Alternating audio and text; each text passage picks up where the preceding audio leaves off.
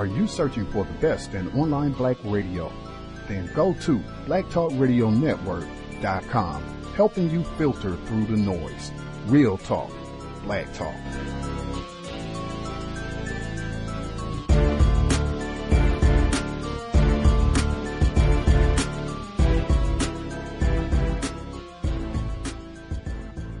The internet is full of half-truths and all-out lies. We've all seen them, and many people on social media complaining about it. Here's your chance to show and prove. WorldAfropedia.com is a black-owned and operated encyclopedia. There are several thousand articles, but we need help. We can't uncover all the truth ourselves. So please, join us and become a writer, editor, or blogger for WorldAfropedia.com today. Every little bit counts. We owe it to the future generations to put the truth out there. Visit WorldAfropedia.com, the African-centered encyclopedia, a global database of African knowledge for the purpose of bringing about global African wisdom and understanding. WorldAfropedia.com.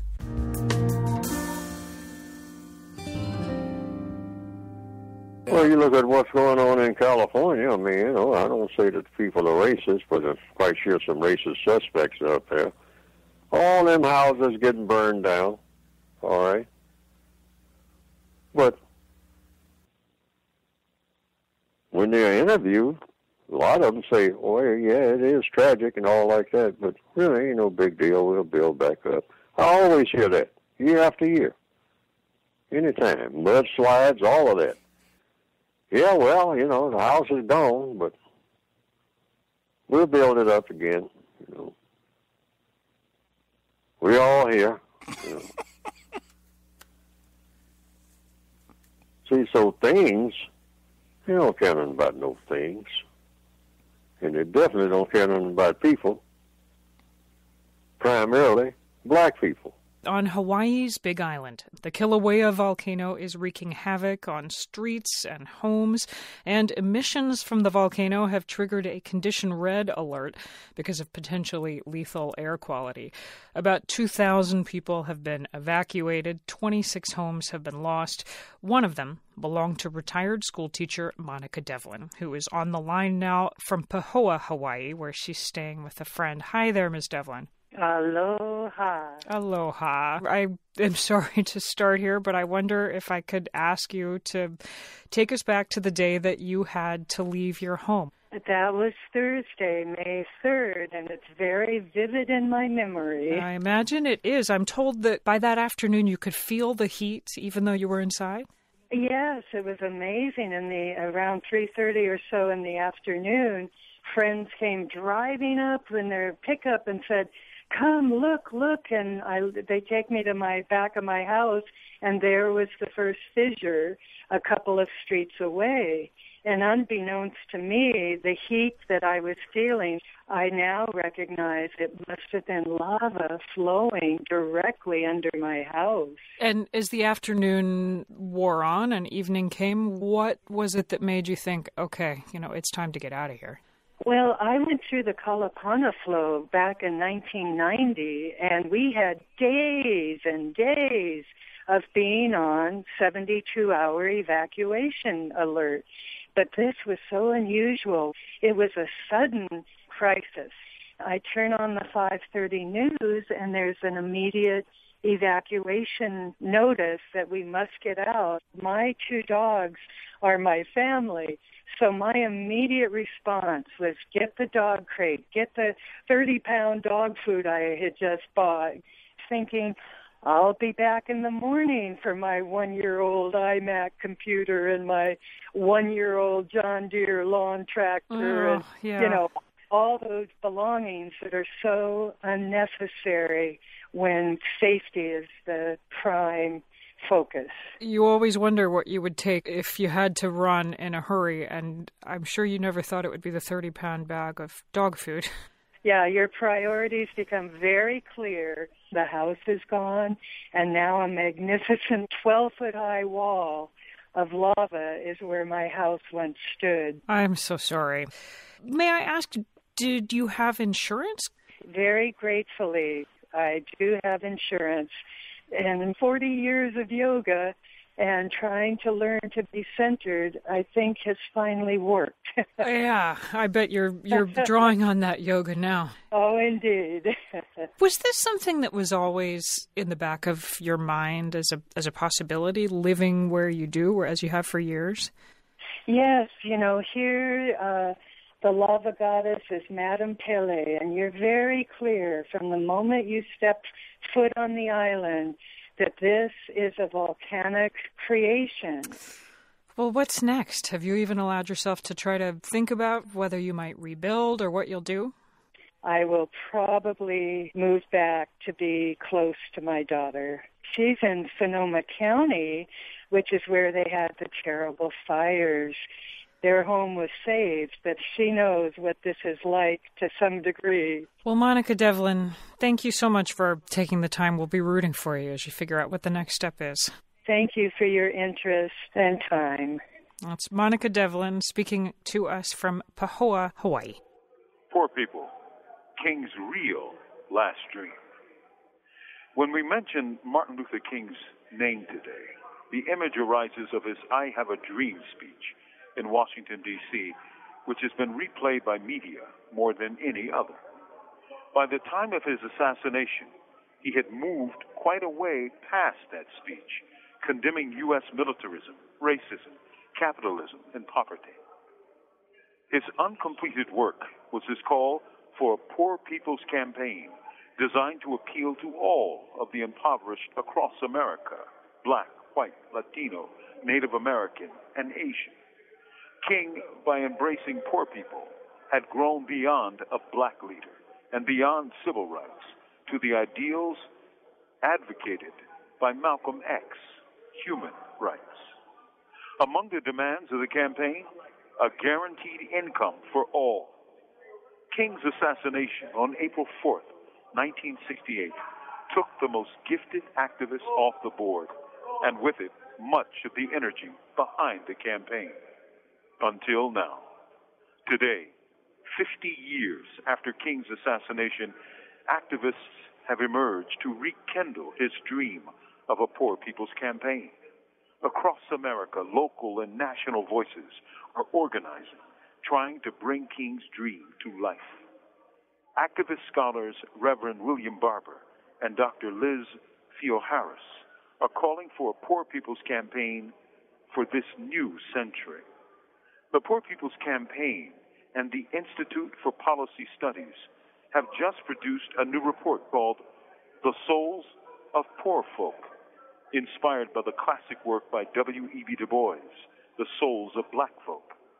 The report links impoverishment, systemic racism, attacks on voting rights, attacks on the environment itself, and the war economy to reveal America's war on the poor. Reverends Barber and Theo-Harris call for 40 days of protests to put teeth into the campaign, one that calls for nonviolent actions all across the nation. They're calling for nothing less than the resurgence of mass movements to challenge what King opposed in his last year of life: poverty, systemic racism, rampant militarism, and capitalism and its effects on global climate systems. King would be proud. For more information, contact Pennsylvania @ poorpeoplescampaign.org. From Imprisoned Nation, this is Mumia Abu Jamal.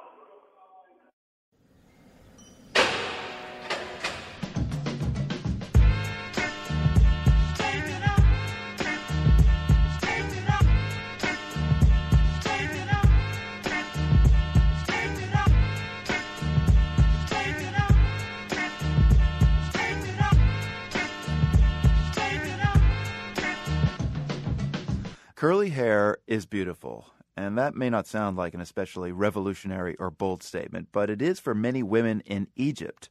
That's because they've been told all their lives to straighten their naturally curly hair. By perfect strangers sometimes. But that societal stigma against curly hair seems to be easing up now. My BBC colleague Dina Abu Ghazala has been writing about that. So, Dina, you wrote a story recently that basically is stating that curly hair is making a comeback in Egypt. I want to find out more about that, but tell us about the stigma first. Why have Egyptian women been pressured for so long to straighten their hair? Well, I don't know why historically this happened, but I can tell you that at least since I became conscious of my existence as a woman being raised in Egypt, I grew up to know that being beautiful, meaning having straight hair, and if blonde even, if that would be better. So almost everything that we Egyptian women do not have, because Egypt, after all, lies in Africa, and having this sort of dark skin, curly hair is the dominant feature, really. So as a girl living in Egypt, everything that I saw in front of me sent this message that being beautiful means having straight hair. So I would turn on the TV and see the commercials. They are all selling products for straight hair. You would see even the models used for these commercials having straight hair.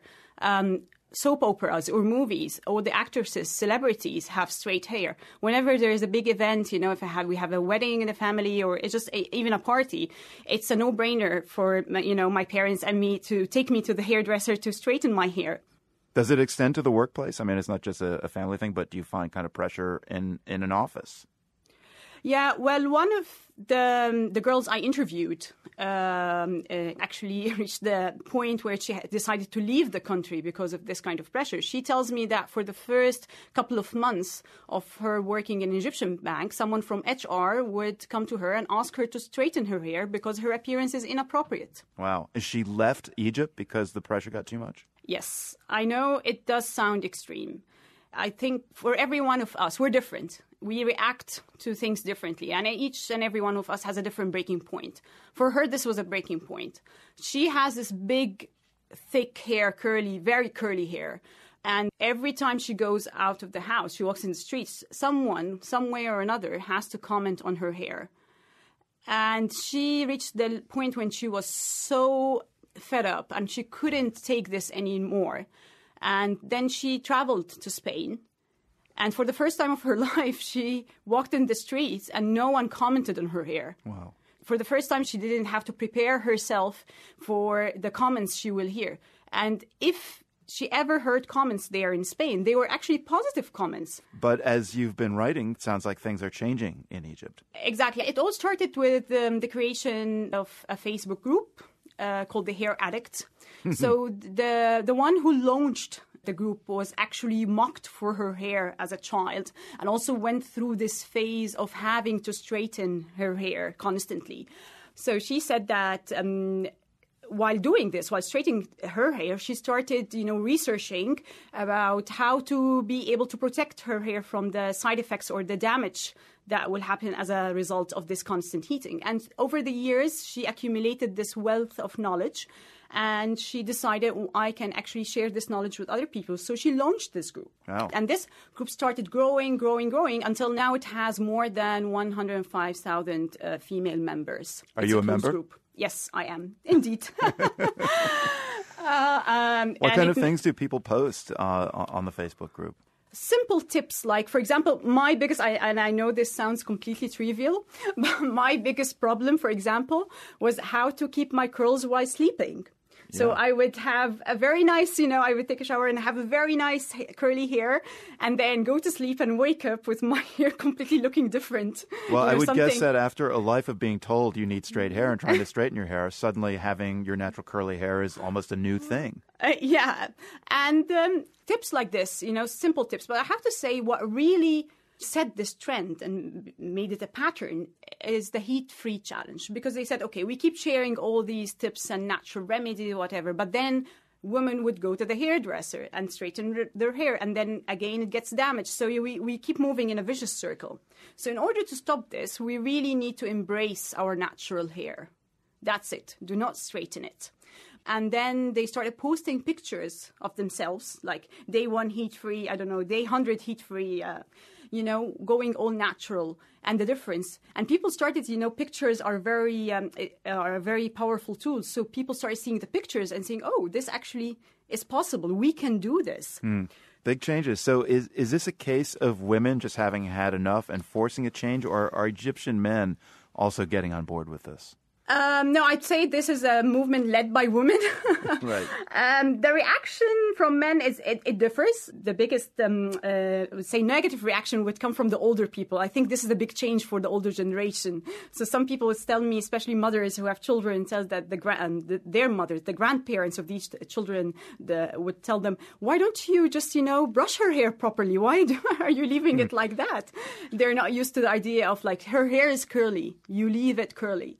I'm guessing there's no turning back with this now. It's not like there's going to be, more straight hair, kind of challenging the rebirth of curly hair. Yeah, I think exactly. Women started something, and the way I see it is that it's not just about curly hair. It's about your choice. You do whatever you want to do. I think the message is there is no one way. I mean, you can be whatever you want to be, but the point is that you want to be. So I think this is the point, just liberating you from everything that anyone tells you. We're giving you the information. You make decisions for yourself. You decide either, yes, I want to go down that route and take care of my hair naturally, or guess what? Yes, I know this, but I like how I look with my straightened hair. Go ahead and do it. It's your choice. I think of the famous Egyptian soccer star Mohamed Salah, who has curly hair, but I'm guessing Egyptian men don't face the same pressures. Definitely. As a man, it's fine. The pressure to look in a certain way is, of course, you cannot compare it. There's no comparison between the pressure on women and the pressure on men. The BBC's Dina Abu Ghazala telling us about the curly hair comeback happening in Egypt. Thank you, Dina. You're welcome. Tonight, 2 frat brothers from Sigma Alpha Epsilon have been expelled from the University of Oklahoma after leading a chant that they'd rather black people be lynched than join their fraternity.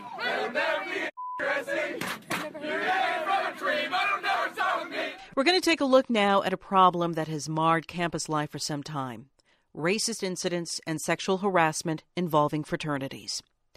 California Polytechnic State University in San Luis Obispo has been racked by allegations of this kind of behavior.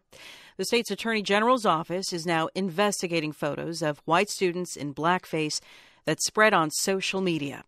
Cal Poly's administration has temporarily suspended all Greek organizations. Matthew Huey, a sociologist at the University of Connecticut, sees the roots of such behavior in the very origins of fraternity life. We have the American higher educational system, which was designed to educate white, male, propertied elite students. As more and more students started to come into university and the university started to become a little less elite, Greek letter organizations were formed. And they were formed as a way for those very elite propertied white male students to create even more exclusionary spaces within college and university life. So they became vehicles in a way for the reproduction of inequality. It was very much working in elite interests. That's what it was designed to do. That's how it functioned. Leilani Hemmings-Palais also believes a predominantly white, affluent student body and administration have historically enabled inappropriate behavior. She's a sophomore majoring in ethnic studies at Cal Poly and says that as a student of color, she's felt unwelcome and isolated since she got to campus. She's a student activist who helped organize protests against blackface and other racially charged incidents involving members of the Lambda Chi Alpha and Sigma Nu fraternities. Hemmings-Palais says she's experienced hostility from members because of her activism. Students that are in fraternities and things like that often will wear their letters and wear them very proudly. And when they do come to these protests and are jeering at us and saying, oh, well, why are you protesting? It is definitely still a problem within Greek life that there are oftentimes white students, particularly white students from wealthy backgrounds, that give pushback when people are trying to make the campus a community for people other than white rich folks. Was there a moment when you felt really threatened on campus? There was a protest that was going on regarding the blackface incident, and I had a megaphone because I was one of the organizers for it, and I had a student walk up to me. He's a tall white male that walked up to me and yelled the N-word in my face and then continued walking as if nothing had happened. Were you surprised when that happened? Were you shocked the moment that it happened? I was. I mean, I know that a lot of the work that I do here on campus puts a target on me, but generally speaking, they'll put flyers up that are very racist or very misogynistic or homophobic, and they'll do it at night or they'll do it when no one is there. And so having someone run up to me and say that to me, I was not necessarily surprised, but I was shocked that it happened then and that this person had the audacity to say that. But what would you say, Leilani, to those who argue that however offensive, however vulgar the language, that they have a right to express themselves? It's a matter of free speech. What's your reaction to that argument? In a lot of these conversations with free speech, I feel like it's coming from a place that ignores the implications of hate speech coming from someone with a privileged identity, you know? And so in these free speech arguments, I think we really have to problematize, one, who and what for the First Amendment and things like that were written for, you know? And when you use your free speech, which, okay, fine, if it is a right then, and you want to use it freely, then you have to understand that there are systems and institutions in place that will allow people who are in a privileged group to use their free speech and to go off without any punishment, while the person that's the target of their hate speech is going to have to deal with all of the trauma that comes from that on their own personal level, but also with all of the history that brings up. So I'm very hesitant to really just let people get off without any consequences when they use their free speech to be violent against people. That's Leilani Hemmings-Pauli, a sophomore at Cal Poly.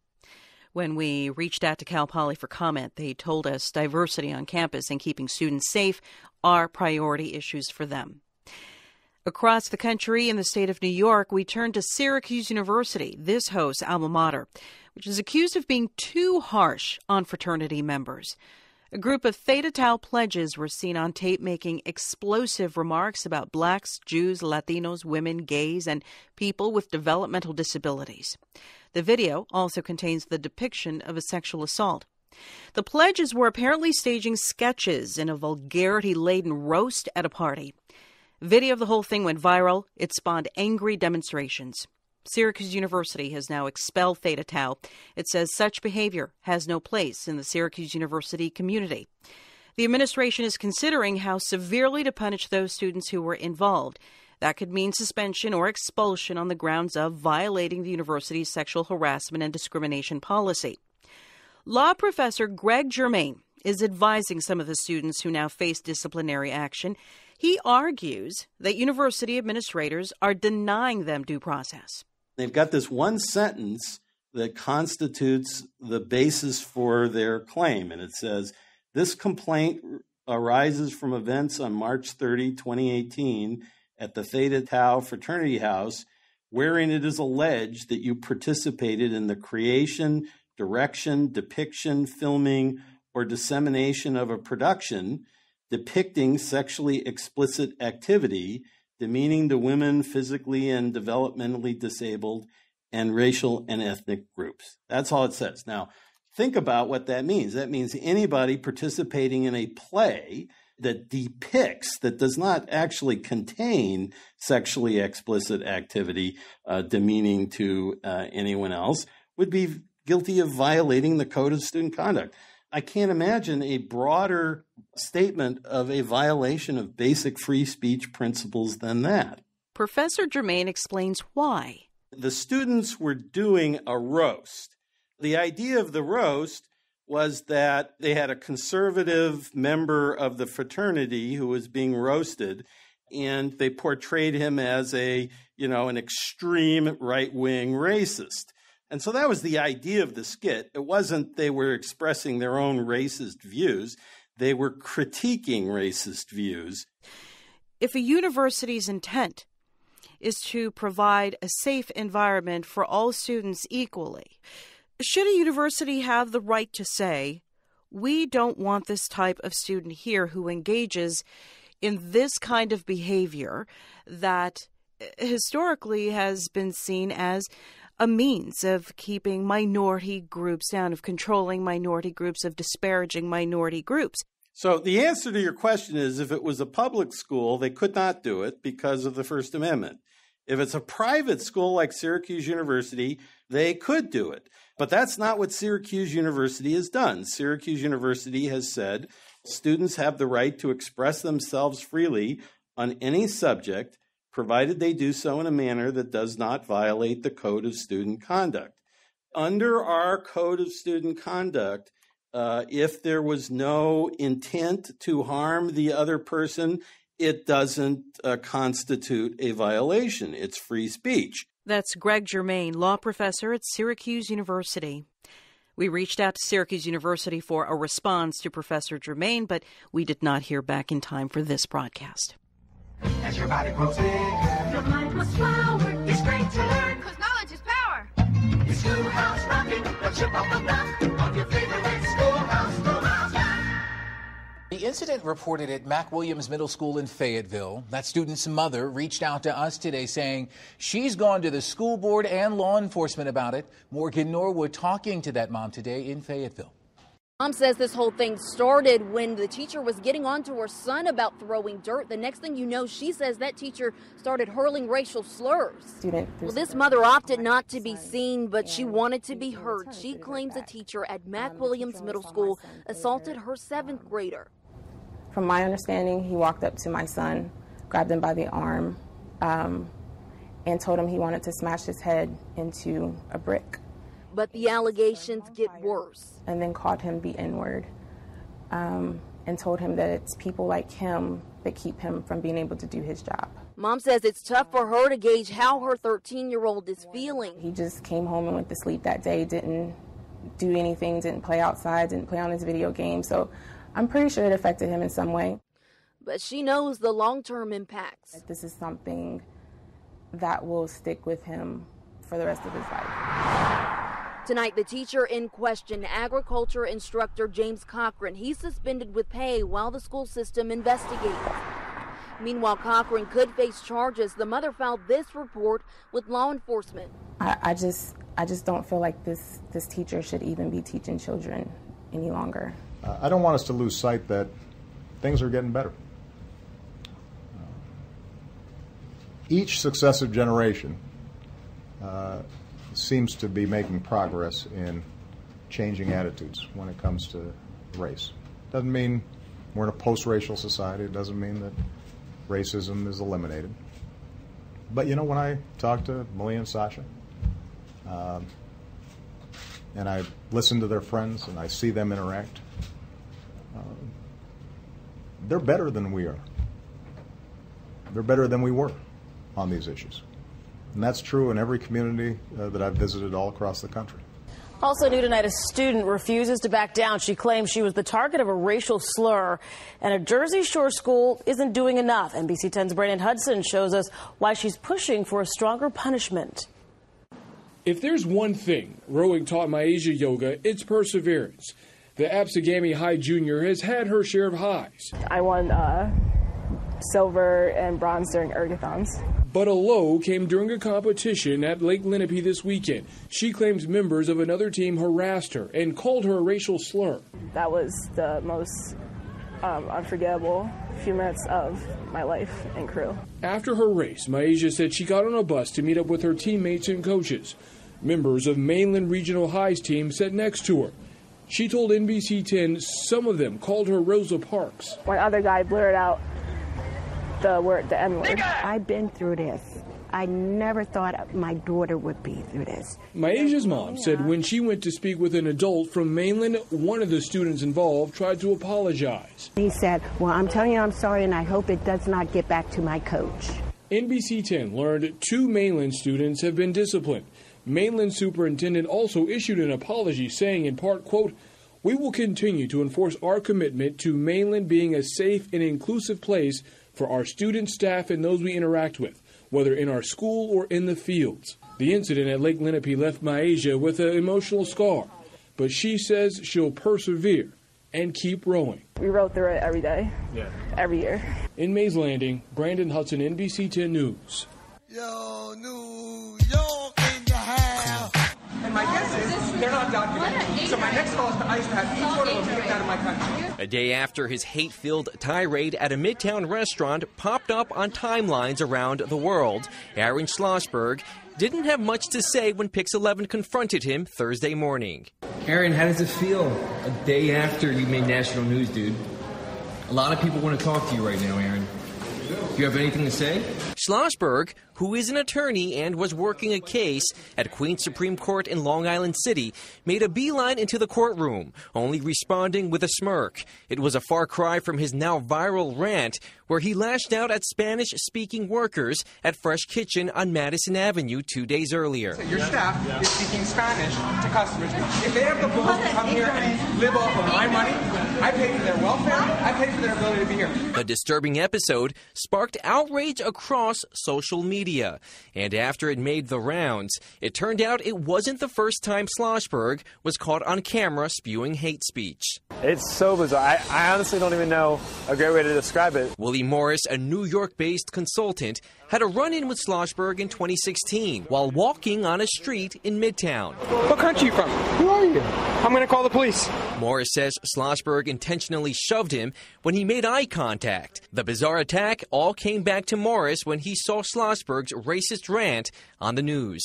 You don't run into people. I'm a citizen here. You're not. You're an ugly foreigner. So you. I was born in Massachusetts, grew up in Virginia, went to school in Alabama. You know, it just says to me that the rhetoric that our leaders put out and that we see broadcast, it makes a difference. It emboldens people. It gives people the courage to say things that maybe they wouldn't normally say. You are not a Jew! Schlossberg appears to be a regular at anti-immigrant rallies, appearing in at least 2 that surfaced online in the past 24 hours. You're just angry! For someone who has so much to say, he was at a loss for words. Do you have anything to say? When we approached him today. Well, it's been close to 48 hours since Schlossberg's rant was posted online, and the backlash continues to grow. A local activist is raising money on the crowdsourcing site GoFundMe to hire a mariachi band to perform outside of the attorney's law office in Midtown. That fundraiser has already raised $1,100. Live in the newsroom, I'm Andrew Ramos, Pix 11 News. Andrew, it's unbelievable.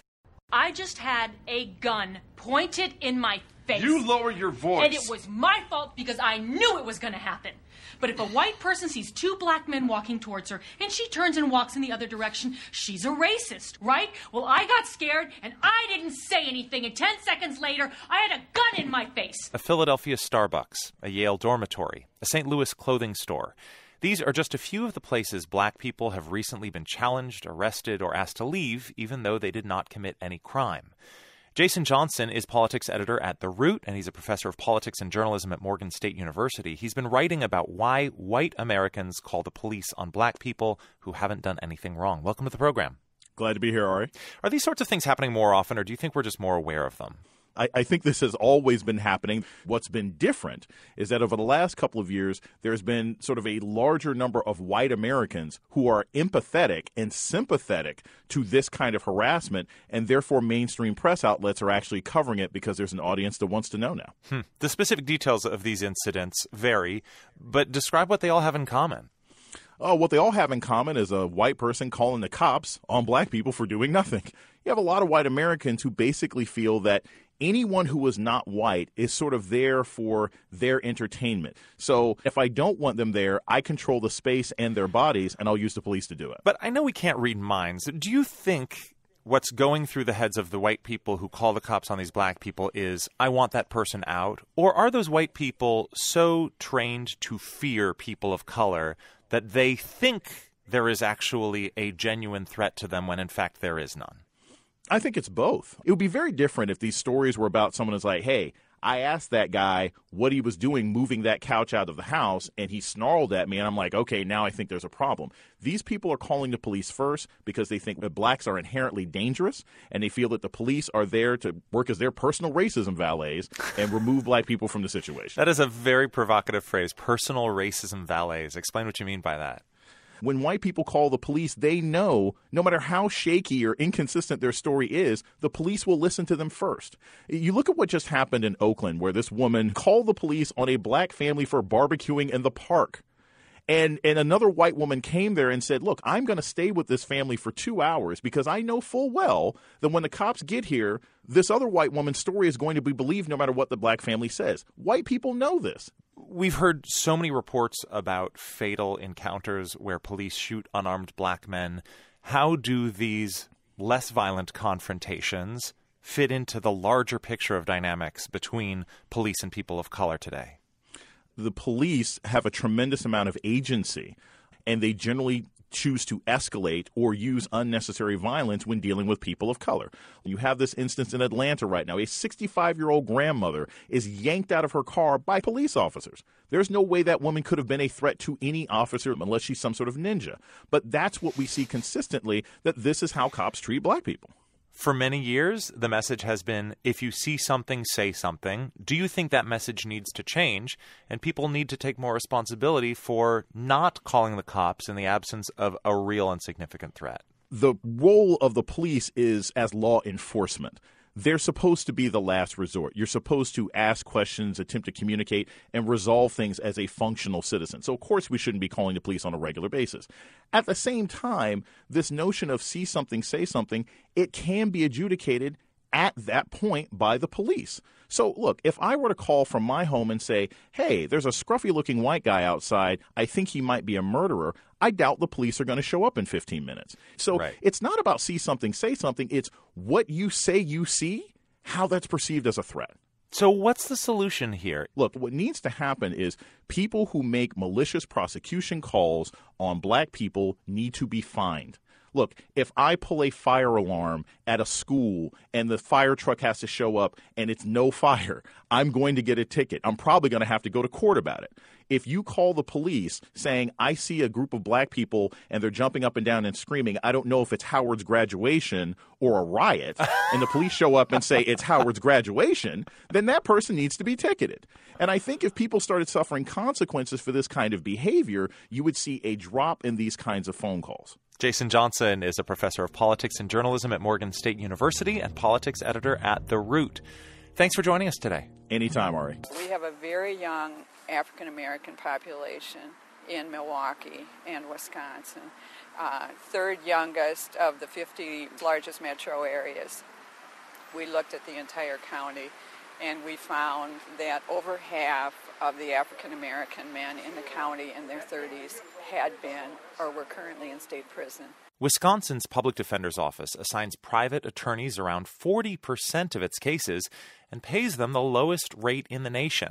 Now the office is having a difficult time finding lawyers willing to take those cases. Tomorrow, the state Supreme Court will take up a petition that would give attorneys a raise. Wisconsin Public Radio's Danielle Kading has more. On a Sunday afternoon, Travis Slattery is making the rounds at the Taylor County Jail in north central Wisconsin. Yeah, I just called ahead. I'm here to see a couple clients that are here. He's a private lawyer, but he's here to do public defense work. He drove an hour and a half through farmland to get here. Next, he'll drive 2 more hours through national forest land to meet with more clients in Ashland, way up on Lake Superior. Slattery spends a lot of time in his wife's Toyota Prius. He calls it the mobile litigation station. Does 400 miles for less than $20. Slattery takes cases from the State Public Defender's Office when conflicts come up or they have multiple defendants. But now he's cutting way back because he can make a lot more money on private criminal defense cases. When I get those, I prioritize those and take less public defender stuff. The Wisconsin Public Defender's Office pays private lawyers like Slattery just $40 an hour to represent their clients. It's the lowest rate in the nation, and it hasn't changed since 1995 when lawmakers lowered it from $50 $100 an hour. Mark Perrine at the Ashland Public Defender's Office says many lawyers just can't afford to do this work anymore. The rate of pay is too low. It doesn't cover the overhead for most attorneys who have an office. Lawmakers have introduced several bills over the last 2 decades to raise the rate, but they haven't gone anywhere. Now, more than 100 lawyers, judges, and officials have submitted comments to the Wisconsin Supreme Court as part of a petition to raise the court-appointed rate to $100 an hour. Milwaukee private attorney John Birdsall with the Wisconsin Association of Criminal Defense Lawyers says if the court doesn't take action, circuit courts in the state will come to a grinding halt, and people will be sitting in jail for extended periods of time. They already are. And there will be a very, very real constitutional crisis. The U.S. Constitution guarantees criminal defendants the right to a speedy trial. But the struggle to find lawyers can mean people are waiting in jail for months. The Ashland Public Defender's Office has had to bring in attorneys from as far away as Madison, a 5-hour drive. Those charged with crimes may lose their job or housing while they wait, and the delay takes an emotional toll on crime victims and their families. And David Carroll with the Boston-based Sixth Amendment Center says Wisconsin's low rate could put attorneys' economic interests at odds with their clients' defense. If you have a financial conflict that you're going to lose more money the more you work on a case, it's going to have a tendency to try to get the lawyer to get the person to plead quicker. In fact, a 2015 survey of Wisconsin criminal defense lawyers found they do spend less time with public defense clients than with private clients. About half of those surveyed are taking fewer public defense cases than years past. Attorney Travis Slattery thinks raising the rate would help bring some back into the fold, especially in rural Wisconsin. More people like me who are getting started will be inclined to live in areas like this because you can get more business and get your foot in the door. He thinks a rate increase may also draw more experienced lawyers who right now can't justify the time on the road and lost income. For NPR News, I'm Danielle Kading. I want to be a cop. Plainclothes police officers play a huge role in policing New York City, and a recent article from The Intercept finds they're also responsible for fatally shooting a large number of suspects. George Joseph co-wrote the article with Liam Quigley. George joins us now by Skype. George, good morning. Hey, thanks for having me. So how many plainclothes police officers are actually working in the city on any given day, and how many of them are involved in these shootings? So the NYPD actually doesn't release exact numbers on its amount of plainclothes officers, but by our calculations with consultations from ex-NYPD detectives, we estimated roughly that there's at a minimum about 1,200 of them, which is about 6% of a force of 20,000 NYPD officers. Despite being that roughly small percentage, in our estimate based on open source data of NYPD gunshot killings, since 2000, we found that they accounted for just under a third of all killings. So under what circumstances are police officers in street clothes? I mean, I've seen them mostly on the subways, but I guess they're everywhere? Yeah, so there's a variety of circumstances. Generally, they're tasked with being the officers within precincts who do undercover work to try to be more proactive in terms of catching suspected felons, in terms of grabbing illegal guns, catching them in criminal activities such as narcotics trafficking, and sometimes, just as you mentioned, patrolling areas like the subway or protests where they feel crimes may be about to occur. Now, are these officers held to the same accountability as a uniformed officer? Yeah, they're certainly the same sort of accountability practices that a uniformed officer would have, except in terms of operational accountability practices such as body cameras. According to CCRB data, they've only found one case where a plainclothes officer was wearing a body camera. So that recent accountability push doesn't seem to be covering these types of officers. And what did you hear from people about their encounters with plainclothes officers versus a uniformed officer?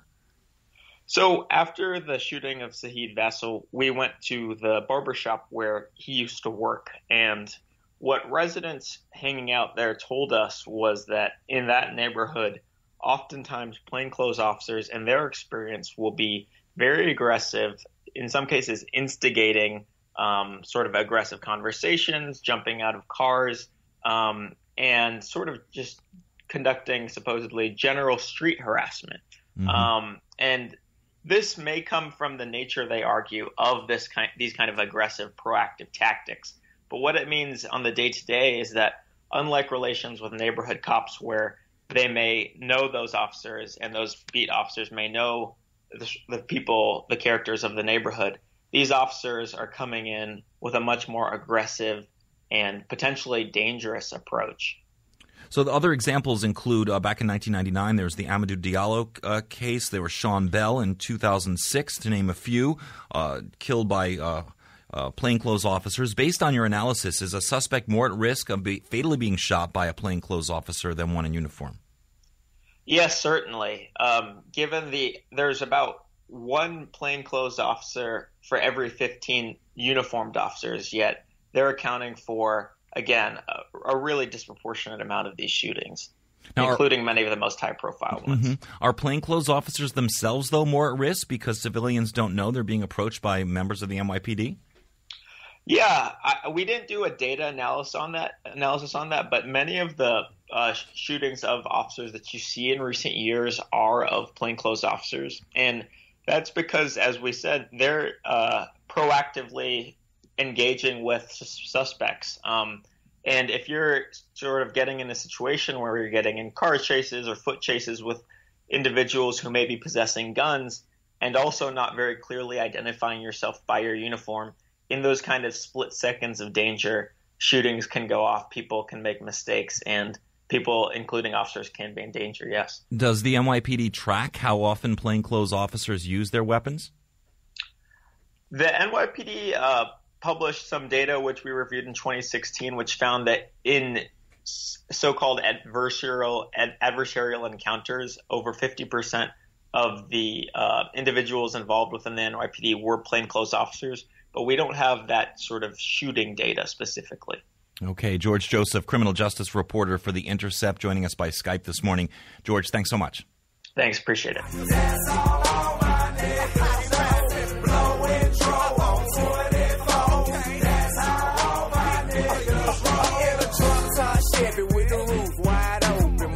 Looking at me to see if my eyes open. Cause I've been drinking and I've been smoking and flying down 285, but I'm focused. Rapper T.I. has been arrested in Atlanta, or at least a country club gated community that he lives in the area. This was in Henry County, to be exact.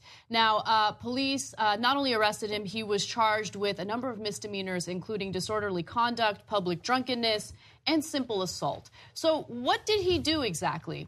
Turns out that he attempted to re-enter the gated community that he lives in while he was drunk, or at least that's what the police are alleging. Now, he apparently didn't have a key to get back into the community, to get into the gate, and he tried communicating with the security guard who was there. His lawyer says that the security guard was asleep and it was hard to get him to wake up, but a verbal altercation ensued. And we don't have very many details as to what was said, how it was said. But nonetheless, let me give you the details that we have at this moment. So Henry County Police Chief Mike Ireland said that T.I. was arrested around 4:30 a.m. after he got into an argument with the security guard. Clifford Harris, which is his real name, had lost his key and the guard wouldn't let him into the community. His lawyer says, quote, the rapper was wrongfully arrested. He claims the guard was asleep when his client arrived at the guardhouse, and it took, quote, some time to wake up the sleeping guard. At some point, they actually called T.I.'s wife to confirm that he does, in fact, live in this gated community, and she did confirm it and said, let him in immediately, but the guard refused to do so. Police were called, and he was arrested. Okay, so as I read the headline, I thought, well, this depends, and I'll tell you what it depends on. So if you're going into your own gated community, number one, it depends. Do you have a key? If you have a key or an ID or whatever that lets you in and the guard doesn't let you in, then he's totally wrong and it's outrageous what happened. In this case, he didn't have a key. Okay, well, then we go to point number two. It depends.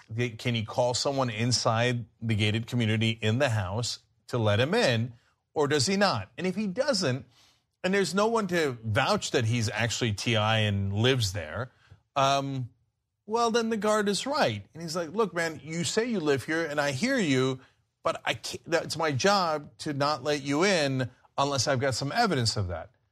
But in this case, he did call the house. The guard called the house, and the house said, yeah, that's my husband. Let him in. Yeah. So why on God's green earth wouldn't you let him in? You know, it might be that that whole discussion about waking up the guard, which seems like, so what? Who cares if you had to wake up the guard? Might be a reference to the fact that because of that, they caught feelings on both sides. Yeah, I don't know. I don't know. Yeah. But look, I don't know if race plays a role. I don't know the race of the security guard. But it's hard not to think that it does. That if there's a gated community where a white person comes in and says, call my wife, no matter how drunk they are. You know how many times I've gone into my own house drunk? That's kind of how it works, right? And if the wife says, yeah, let him in, and they don't let him in, that has got to be a minuscule percentage of the instances. Yeah. So that's what we're worried about here. So for me, things really started to take an extremely negative turn when they called his wife, and she confirmed that he lived there, and they still wouldn't let him in. At that point, they completely lost me. Because you're right, Cenk. Look, we don't have evidence of what was said, how this all played a role. Like the simple assault misdemeanor, why? Why was he charged with simple assault? Like, we don't know exactly what happened. But I will say this. At the point where it's been confirmed that I live in this community and you're denying me entry to my own property, that's when I get extremely angry and upset. And by the way, you're right in saying we don't know if race plays a role in this, but here's what I do know. I do know that living in any situation where you have to deal with gatekeepers, a homeowners association, you know, any type of gated community, any type of condo or townhouse community, it is the worst situation. Do not get yourself involved because people are up your butt constantly, right? And it doesn't matter what your race is. I have that experience on a regular basis. The people living in the same area, same building, whatever it is, they question everyone, they harass everyone. They're just incredibly, overwhelmingly unbearable. And so just don't. I know it seems great to live in a gated community or an HOA situation. Just don't. Just don't. Because this is what you're going to have to deal with regularly. Yes. Okay, so, but look, if you're TI and you've seen the news lately that a woman going to Yale is questioned for sleeping at Yale in the dorm that she's in. The guys get kicked out of the Starbucks. They're African American, and the list goes on. The guys get called. They're at a barbecue. The cops get called on them. Again, they're in the neighborhood. Why? They live there, right? And so now he lives there, and he's made a lot of money, and he's got a really nice house. And they called his wife, and she confirms, yeah, he lives here. Yes, and I the know. guard still says no. I think that he gets to be A, super frustrated, which is what you're saying, and B, he gets to wonder if it might be about race. No, by the way, let me be clear. Of course that is a potential factor, and of course he gets to wonder about it. I'm not saying that. And by the way, I also want to be clear that I'm not trying to blame him for living in a gated community. I'm just saying that, look, property owners, just people in any given neighborhood, they get insane when it comes to keeping the neighborhood safe or whatever, right? And it gets a lot worse when you're in a homeowners association type environment where people have the justification to constantly harass you or harass people that they think might be dangerous. You know what I'm saying? Which then often leads to discrimination based on the unconscious biases in people's heads. Who do they view to be a danger? Right? Yeah. And so now, lastly, and maybe the most important part is, okay, people caught feelings, the guard and TI, whatever, okay, it's 4:30 in the morning, etc. The cops, when you show up, you're supposed to say, hey, does he belong here or does he not belong here? Did you call the house? Yes. Did the house say to let him in? Yes. We're done with it. Then the cops, you know what they could do? They could escort TI to the house. Mm-hmm. They could knock on the door and say, hey, ma'am, is this your husband? Exactly. Yes. And we're done with it. But instead, well, you defied any kind of authority, even though you're totally logically correct, right? But we're not going to let you into your own house that you paid a ton of money for, right? And instead, since you defied a security guard, we're going to arrest you. and we're going to do this laundry list of charges. And look, if T.I. was upset and he's yelling, I guarantee you the cops were like, how dare you, right? Yeah. But think about, why is he upset? Is there a chance that he's right? Did that ever occur to you? That's my statement, that he's the ultimate expression of that type of mentality. Not Adolf Hitler, Jeffrey Dahmer. Wow. Right. Mm-hmm. Wow. Because this is what ultimately this white supremacy at its greatest is that, particularly aiming at the black male. Feminize the black male and then take him and kill him after that. I mean, not enough just to make him into a thing, but then methodically and with an expression of affection, kill him. All right, Leah, what's this next question about? Okay, so this next one comes from a couple in Raleigh, and they're white, and right now they're foster parents to a 6-year-old black boy. Mm-hmm. But recently they had a big issue come up when they let their foster son paint his nails. His biological family was very upset by this and claimed we were going against his culture by allowing him to paint his nails. Additionally, there are several other typical gender socialization issues that our family does not adhere to that appear to be very important to his biological family. For example, things such as boys having to be tough and not showing emotion, or not being able to like the movie Frozen because it's just for girls. The bottom line, are we damaging our 6-year-old or somehow ill-preparing him for the hyper-masculine culture he may return to one day by allowing him to paint his nails, sing Let It Go, and cry when he's sad? Is this really a racial, cultural, gender issue that we should be in tune with? Ooh. Yeah, so something about that question. There's a lot about that question. There's a lot of things about that question. Yeah, that question has everything in it. Mm-hmm. I think the first part is, how are race and gender expression all connected, and how is that playing out in this situation? I spoke to a couple of experts, and everyone I spoke to was pretty adamant to say that letting a little boy paint his nails or sing Let It Go or cry is certainly not going against black culture. Black people show up in all sorts of different shapes, sizes, forms, genders, sexes, sexualities, and expressions. Blackness is full. So that was Jen Jackson, and she is a PhD candidate at the University of Chicago, and she studies blackness and gender. And so I do not think it's a racial cultural phenomenon, but I do think that what his biological family is likely contending with is this structural contention of how will this young man be situated when he, grows up. It's also important to remember that policing expressions of gender identity is pretty common in white families, Asian families, Latino families. So that particular parent getting upset does not represent black culture as a whole. Mark Anthony Neal, the other expert I spoke to, he's the chair of the African American Studies Department at Duke University, wanted to emphasize the fact that there are different pressures around black people and black families to conform. Mm-hmm. So here's what Mark Anthony Neal had to say about black masculinity. In many ways, African-American people, African-American parents are very much invested in very normative gender standards because of the way that blackness has been treated as an abnormality. So one of the ways that black folks have historically fit in line with the larger society is to perform very conservative and rigid gender performances so that they're not looked at as strange and unusual within that context. When you attach that also to a larger history of the idea that white racism, white supremacy has very specifically attempted to demasculate or emasculate black men and boys, you get these added pressures of this idea that black men and boys have to even counter these efforts to emasculate them with a hyper-performance of masculinity. Some of the history he's talking about is that history of lynching and castration of black men that goes way back to the beginning of our country. So one of the things that I guess jumps out to me here, though, is like the idea that black men are hypermasculine seems I just want to push back on it a little bit. The way that black people doing the same thing that white people are doing at a given time seems like salient in a different way, right? It's like, oh, look at them doing this thing.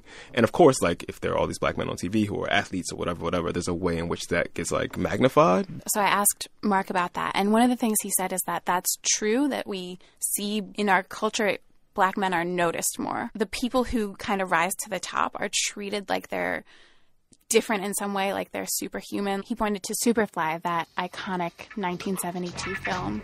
This dude is bad, and he ain't just fly. He's super fly, yeah, super fly. When it comes to women, they come to him, but it's still not enough. Or he said they've also been kind of treated as like animals. And so when he talked about LeBron James, for example, and how LeBron James, people don't talk about him as just like a man who works hard. They talk about him as like almost like a beast, like just like a different kind of physical specimen, where his masculinity is kind of like put forward in a way that you don't see with white athletes or white entertainers. But what about this point that he made, which I mean, it definitely resonated with me, which is that African-American parents are invested in normative gender standards because of the way blackness has been treated as an abnormality. I mean, I think the same can be said for Latino parents, that, you know, you want to be very rigidly whatever you're supposed to be in society, so that people don't look at you like you're different or treat you like you're different or discriminated against you.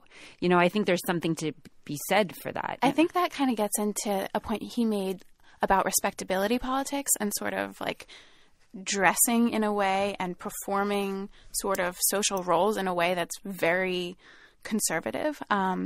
So one of the examples he talked about was at Morehouse. Do we need to do an explanatory comment here about Morehouse? Morehouse is this very old, very bougie, historically black college that's all men. Martin Luther King went there. A bunch of very famous black people went there. Anyway, sorry. That's it. Right.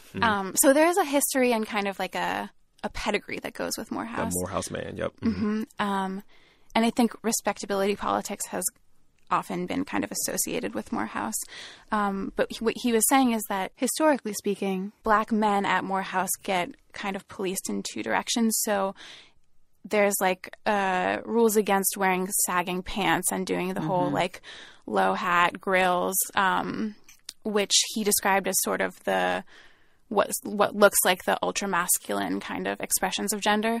And to Jean's point, that's a racially coded expression of masculinity in a different way than a suit and tie. Right, exactly. But then on the other side of that, there's also people have gotten in trouble for wearing high heels or for kind of any sort of public expression of queerness. So there's like a class thing here and a gender thing here. Exactly. We haven't really answered the question. I mean, we've complicated things here. What should this foster parent do? Let his kid paint his nails knowing all this, or say, no, we're not going to do that from here on out? Well, I think kind of broadly, the advice for these parents is sort of the same advice we would give to any parents raising kids from a different kind of racial or cultural background, which is that brown people. Right. You need to surround this kid with black people who can show different gender expressions. And then in addition to the people around you, it's also a matter of the media that you're consuming. So there's nothing wrong with having him paint his nails and watching Frozen, but Frozen is also a movie with very few black people in it. That was the first thing I thought. Yeah. Right. So not because it's a girls' movie. Right. Exactly. So maybe it's, and this is, again, it's a hard thing to do because there aren't as many movies with black characters and a wide expression of black characters, but it's about finding age-appropriate black media to expose this kid to and have him kind of grow up with. Can I ask for a call out from our listeners here? Like, if there's age-appropriate black media that shows like or people POC media that shows like a broad expression of gender performance and gender identity, send us a shout at codeswitch@npr.org. Yeah, definitely, that'd be helpful. Thank you, Leah. Thanks, guys. But because white Americans can keep themselves separate from black Americans, there is a sense that this other will never be who I am. So if there is a way to get people to understand. I don't know. I can't answer that question. I don't know. Robin Kelly says that we're going to need a surrealist moment. There's going to have to be something that breaks the continuum.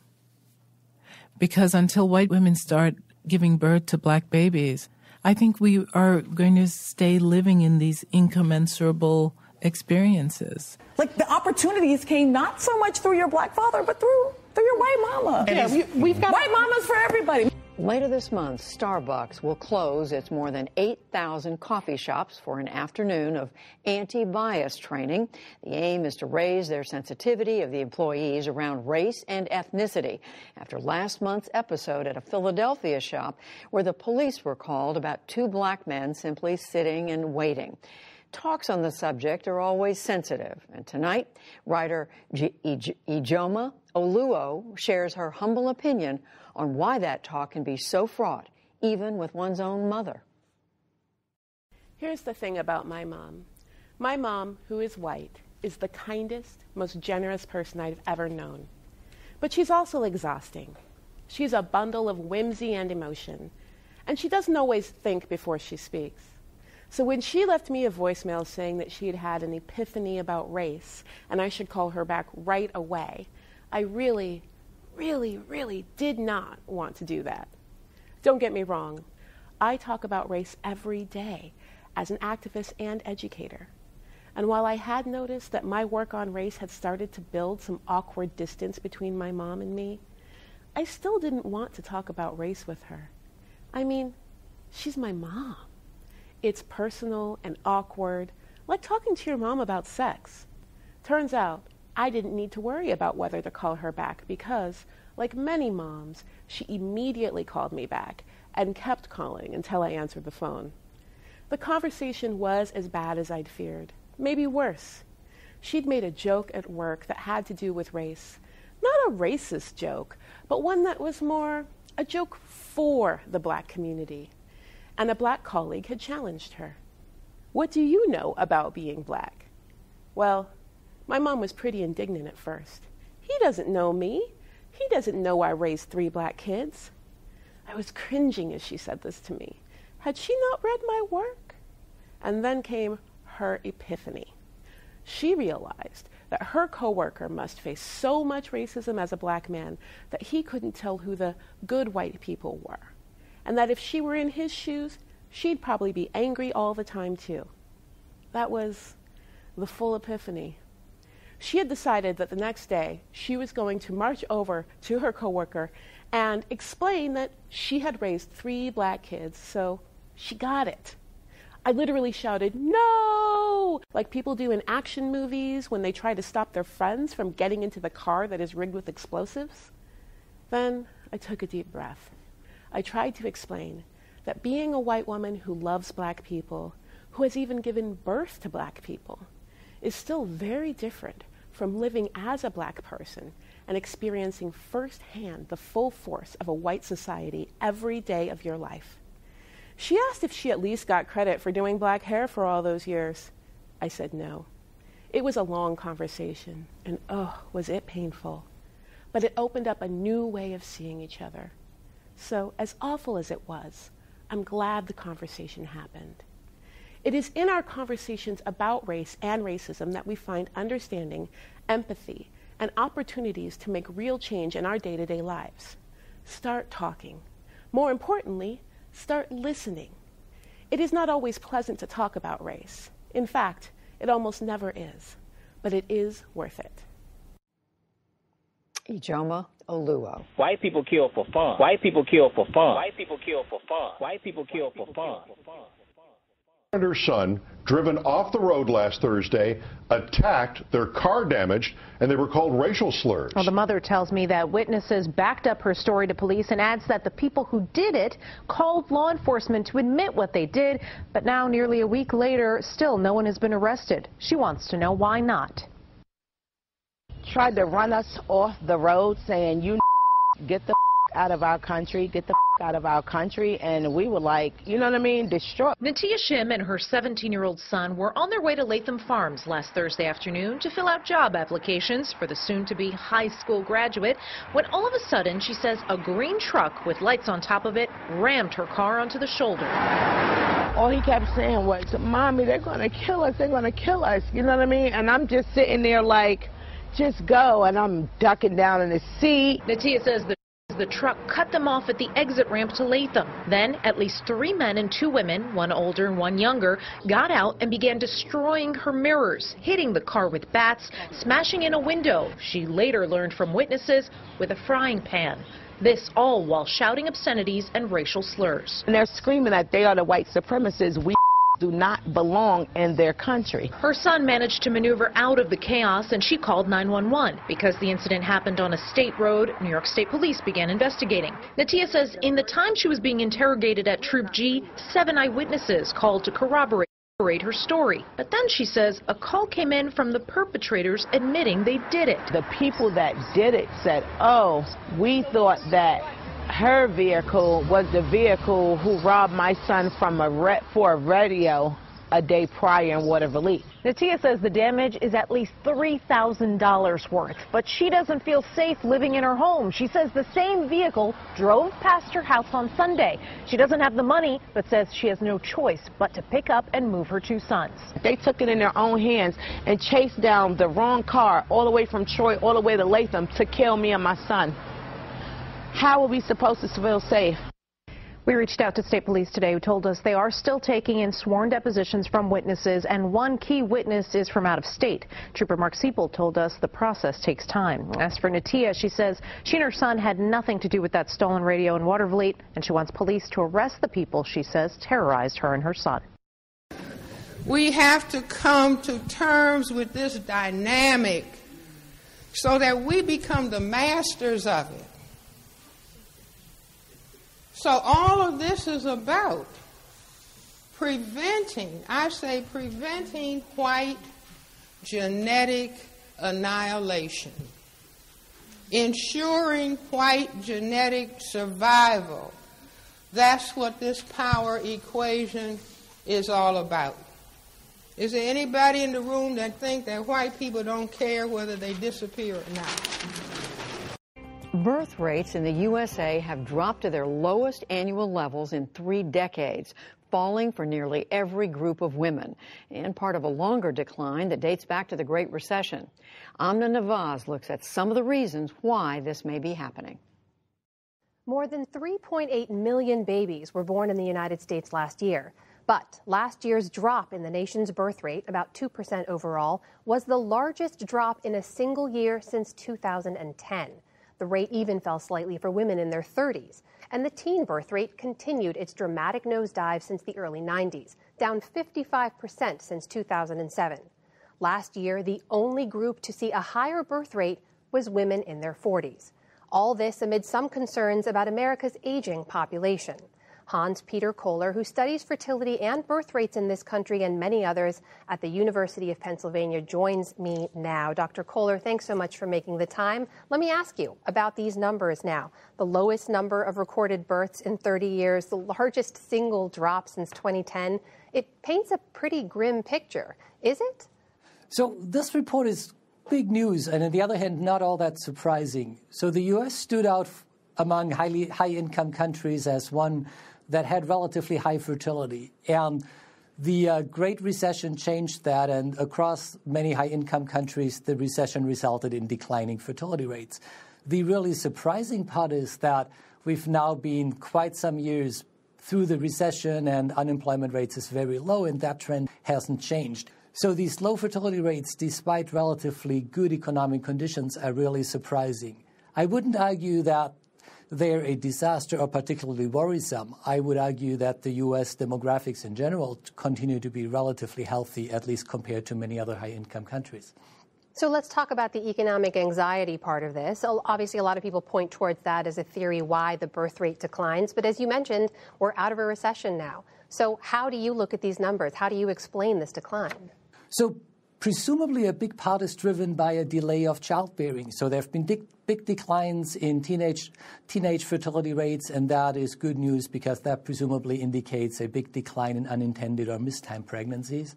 And across adult ages, that's presumably a delay of childbearing resulting from, on one hand, a desire to have children at later ages, often perhaps pressured by economic stress in early adulthood or high housing prices or desires to actually invest in child quality. And so these trends combined into a pattern where fertility and parenthood is going to be increasingly later. That's going to be across the board, and the U.S. shares this across many high-income countries. A lot of people sometimes float a theory about immigration playing a role in birth rates increasing or declining. Tell me about that.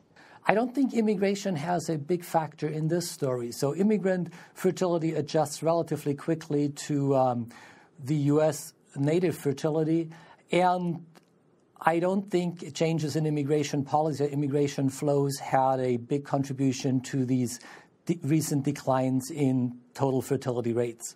So, Dr. Kohler, tell me about why we care so much about birth rate. Obviously, people will pay attention to these numbers. They'll note these declines. But what do the numbers say about the health or the trajectory of America right now? Many would see the number of children as an indicator of the well-being of the adult population, from the notion that individuals who are satisfied with their life and have relatively good economic prospects are more likely to have children.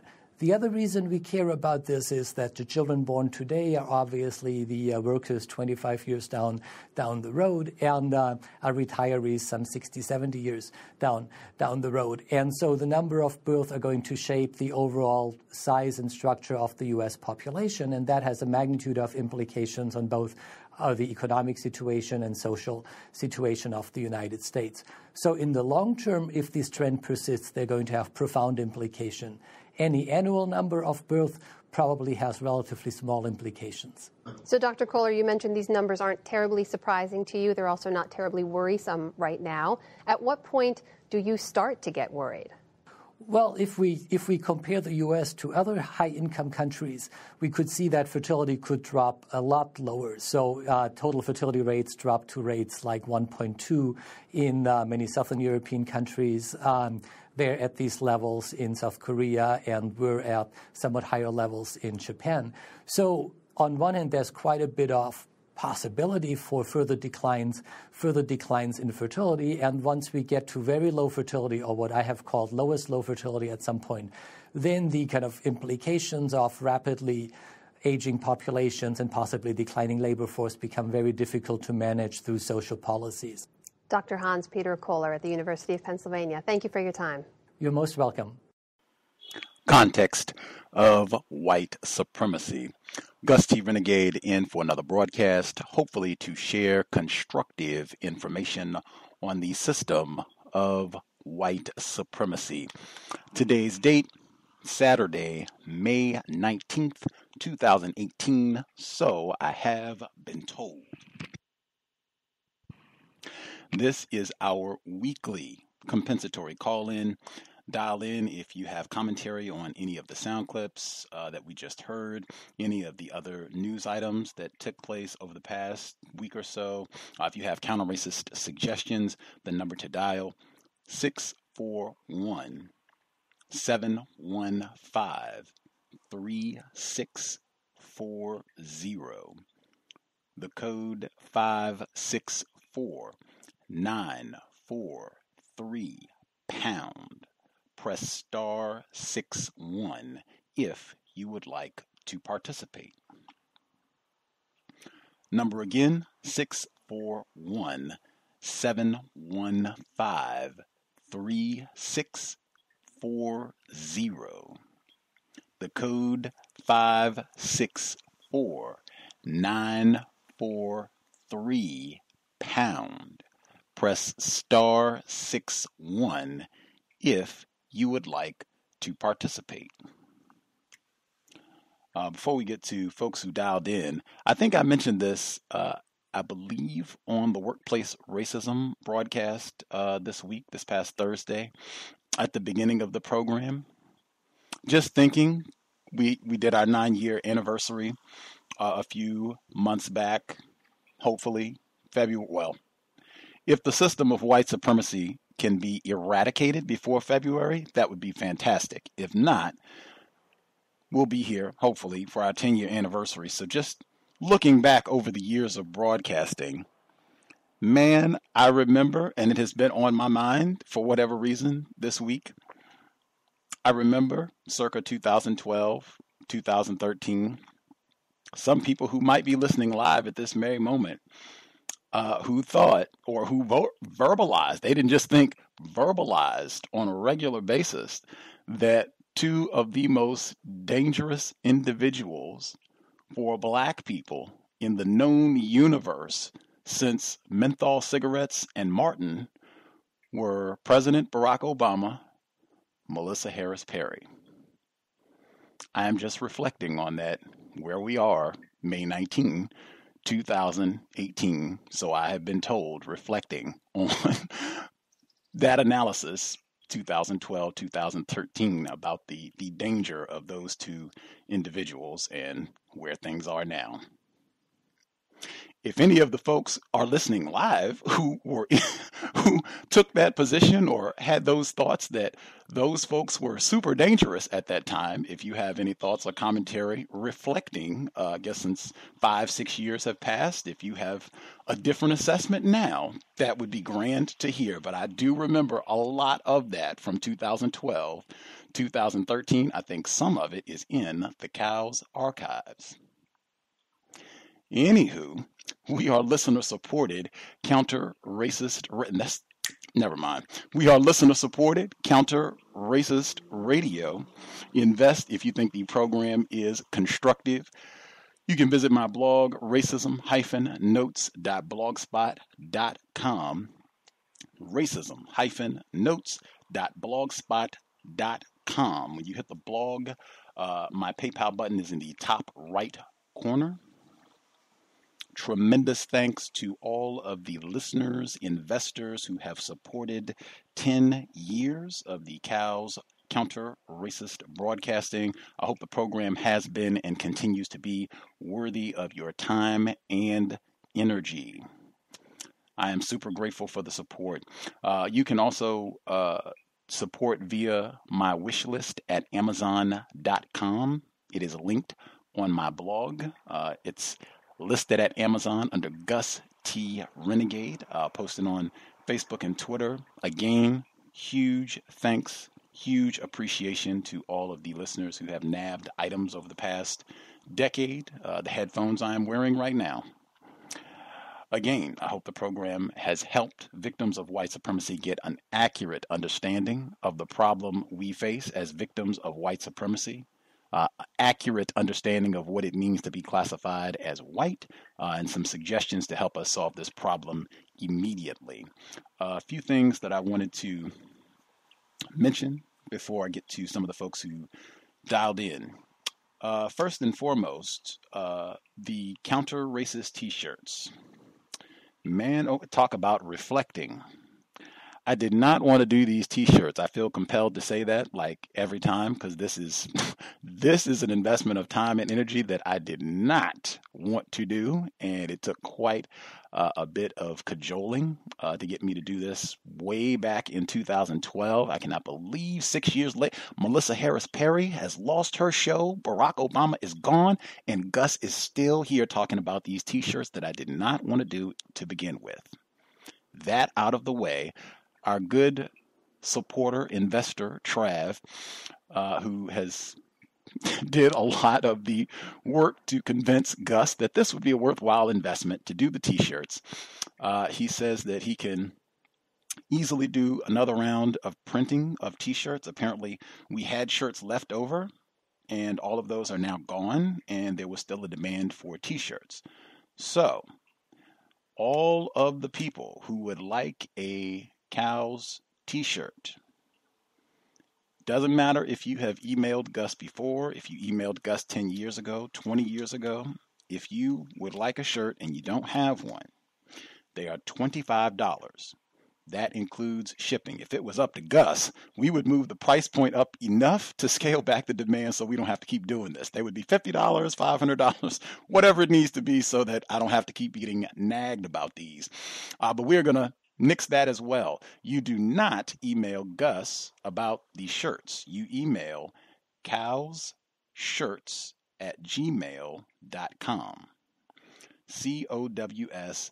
in all capital letters. cowsshirts@gmail.com. If you email listener, supporter, Trav, he will give you all of the information that you need about shirt sizes, if you want multiple shirts, all of that. We had some folks who are outside the United States who purchased shirts when we did them the first time. So if we have international listeners who would like a shirt, we can handle that. No, Trav can handle that, no problem. Obviously, the shipping will be a little bit more, but we were able to make that happen, I think, without too many problems last time. So anybody, if you would like a Cows shirt and you do not have one, the most important thing to remember is do not email Gus T about the shirts. Email cowsshirts@gmail.com. C.O.W.S., all in capital letters, cowsshirts@gmail.com. Shirts is plural. Email Trav. He'll give you all of the info you need. I think he even has a size chart. The shirts will this time around say, please treat me like a white person. That's what I wanted it to say the first time around after all the cajoling, and I agreed, we went with respect, but that way we can have two different ones and see if we get a different response. I'll see if we can get that done. Please treat me like I am a white person. $25. cowsshirts@gmail.com. Next, Claudia Rankin, victim of white supremacy, black female. I mentioned her last week. She is the victim in the segment who said she was asked during an interview, what is it going to take to get a permanent resolution to racism? And she said, after some speaking, she said, until white women start having black babies. Cowbell. She was here in Seattle, Washington this here week on Tuesday, and it was sold out. I had been seeing flyers for the event on my way to yoga class. I'd seen the flyers repeatedly, and maybe that was why I played that segment last week. I remembered it from some years back, but she was here, and I am sure I'd be willing to bet to do some major wagering, given the Supreme Court decision this week, that there was probably at least one, if not several, white women who have had sexual intercourse with a black person and had a pregnancy as a result. I'm pretty sure that was the case here in Seattle. Next, there were a number of points in the audio clips this week where victims of white supremacy were speaking, and Claudia Rankin has VGQ as well, Victims Guaranteed Qualified. But there were a number of victims of white supremacy who were speaking about racism in the segments, and they were referring to individuals classified as white, but they didn't want to say that. They said larger society, people from a privileged identity. Wow. In my view, none of these words are helping us solve this problem. The beginning of knowledge is by accurately identifying what it is we're talking about. Let's accurately identify who it is that is causing the problem, and it's not people from a privileged identity. I don't even know what that means, and to my view, it just gets worse and worse and worse when we are, for whatever reason, unwilling to accurately identify individuals classified as white. That's who's causing the problem. Next, that segment in fact, I won't even say anything about that segment. I suspect you all will have a lot to say. The segment about the white men who adopted the black child and were questioning the fingernails. I won't even say anything about that segment. I will tell you that was a portion of a larger segment. A earlier clip in the same broadcast, the question that they dealt with was and this was from a white parent also, what to do with a white child who is afraid of black people. And she gave examples, the white parent who was writing in. She said, like, she'll take him to the playground or out to the park, public places. They'll see black people, and the black people will be loud or cursing or whatever they're doing. And he's afraid, and he just, she can tell he doesn't want to be around them. He's said as much. I think she said her son was like 12, and what to do. That was in the earlier segment. Almost thought about playing that one as well, but how much, can't play everything. But I thought that was brilliant white supremacist propaganda. I am waiting for the segment where it is a black parent calling in to talk about how their child is afraid of white people. That would be the appropriate segment. My goodness. They saw that Unabomber segment. They saw a photo of Timothy McVeigh. They saw Dylan Roof. I mean, my goodness, my child has just totally frightened, petrified of whites. Everybody, all of them, white men, white women, white children, all of them. Where is that segment at in a system of white supremacy? I don't want to hear anything about white people being afraid, some 12-year-old racist in training being fearful of black people. I feel like, if anything, that just further gives an opportunity to project this notion that there is something frightening about black people, because they said they were talking loud, and it's Negroes. My gosh, you never know if they're going to go crazy and steal your watermelon. Next, I said I wasn't going to say anything about that segment. The segment on Miss Aluo, I hope I'm saying her name correctly, because I think it was mispronounced in the segment. That was from PBS with the white newscaster. I thought that was an act of racism, white supremacy myself. Gus T, I say all the time, I am ignorant. I'm a victim of white supremacy. I have been greatly retarded. I don't have a staff sending me notes with correct phonetic pronunciations for everyone's name or any other word that I might have to say during a broadcast. If you work on PBS, you have a full staff. You have makeup and everything. You should be able to pronounce these people's names correctly. That was one. That segment is exactly why I use my mute button throughout the broadcast. Wow. Wow. That segment right there, if Puff is listening, if you remember, like I said, we have been on long enough. I do a lot of reflecting about the broadcast now. Puff, if you remember, in 2016, we did a compensatory program, compensatory call-in. And I made a point of emphasizing that I say when individuals like Miss Aluo or former President Barack Obama or Melissa Harris Perry, when I identify these individuals as non-white with a white parent, I say, oh yeah, that's major significant to me. If a non-white parent has a white parent, non-white person has a white parent, that segment that you heard right there, exhibit number 5,302 at this point. Wow. Wow. I wish I had the joke that her white mother, Miss Aluo, has a white parent. She lives right here in Seattle with Gus T. I wish she shared what joke her white mother told the black people. Wow. And I wish Claudia Rankin, who was here in Seattle this week, I wish she could have heard that. Like, wow, you're thinking about racism, white supremacy. Reassessment. We got a lot of white women who have had sexual intercourse with a black male. It has not solved the problem of racism, white supremacy. If anything, it has made it substantially worse. Confusion is lethal. Wow. There were so many things just about within that segment, even her saying her work on race. She didn't say she did work on racism. She said she did work on race. Huge, so many things that I could say about that segment. Wow. Anyway, I will stop there. The number to dial 641-715-3640. The code 564943 pound. Press star 61 if you would like to participate.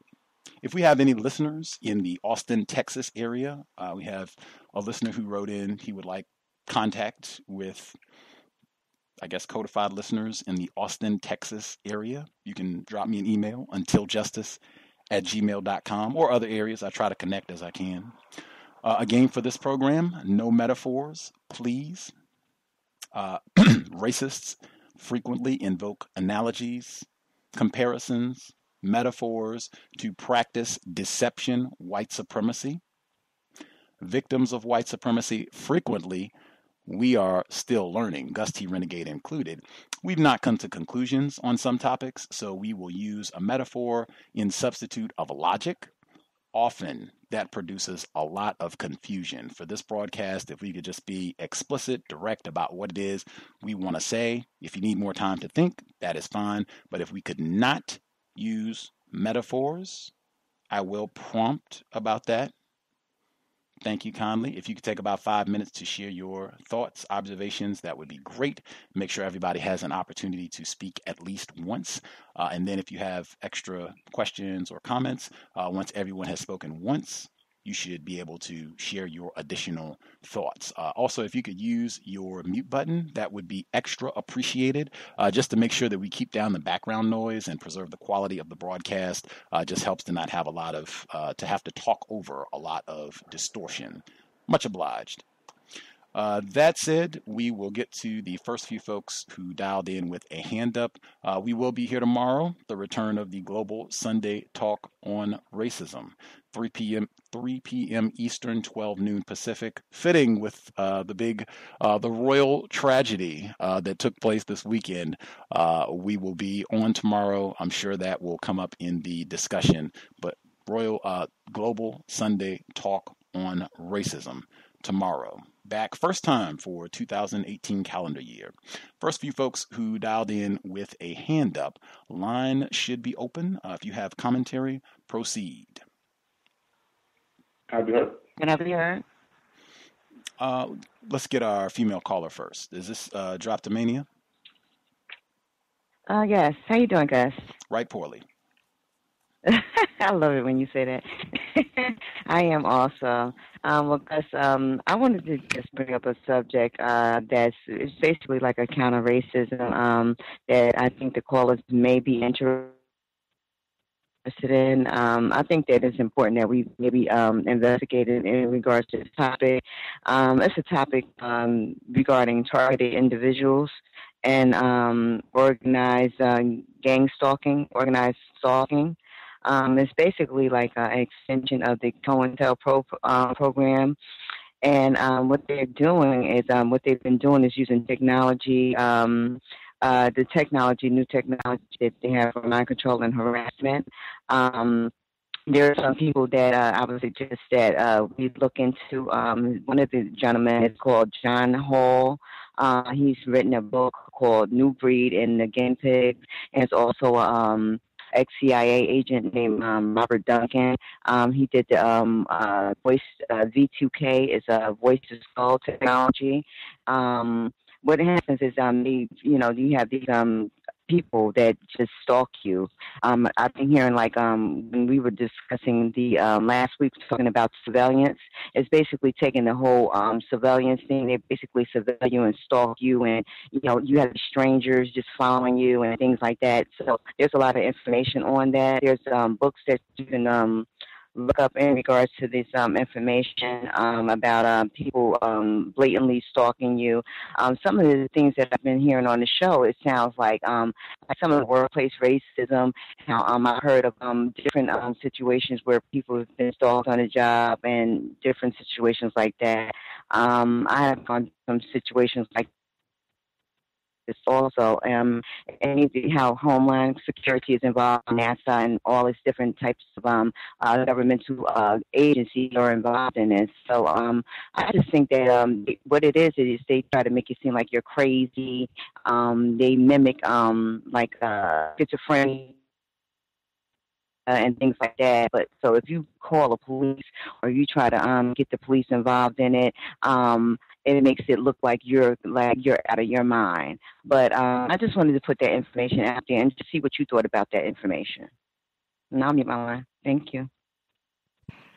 I think a number, particularly, you think you mentioned workplace racism specifically. I think Stacey in the UK and a number of other participants have talked about being stalked on the job, where they've had whites who are following them around and kind of just surveilling them wherever they happen to be in the facility. And I mean, that's throughout the system of white supremacy. I'm even thinking back, Dr. Martin Kevorkian, on a previous broadcast, he was talking about Frederick Douglass, and he was saying that some of the white terrorists on the plantation, that they would just pop out all of a sudden, all the time, to just have them in a state of paranoia that whites are constantly watching you. And it sounds like, and we've had a lot of people in workplace racism actually talking about that as well, where they weren't saying that they were being followed per se, but they were having whites who were jumping up and trying to startle them, jumping up and surprising them. So it's the same type of thing. That is the system of racism, white supremacy. I would just say you're not being paranoid. If anything, you should not be surprised. White people, or I would say the thing that they study most in the known universe is their niggers. So yeah, be mindful of that at all times. Thank you for the book suggestions. Reading is more important than watching television, Dr. Welsing. Other folks who dialed in with a hand up, if you had commentary, line should be open. Proceed. Can I be heard? Greetings, Thomas. Can I be heard? Okay, go ahead, Thomas. You go ahead, Paul. Greetings, everybody. This is Puff. Thanks, Thomas. Just wanted to make a few quick comments about the having a white parent. That is so traumatic to me. That clip that you played earlier with the man with the letting the boy paint his nails or whatever. That's it just shows that, you know, as a white parent, that as white parents, they're getting the double dose of racism there. And not only culturally, but you confusing a child and not giving them the correct blueprint. And it's purposefully done. Why would you even buy that for your son?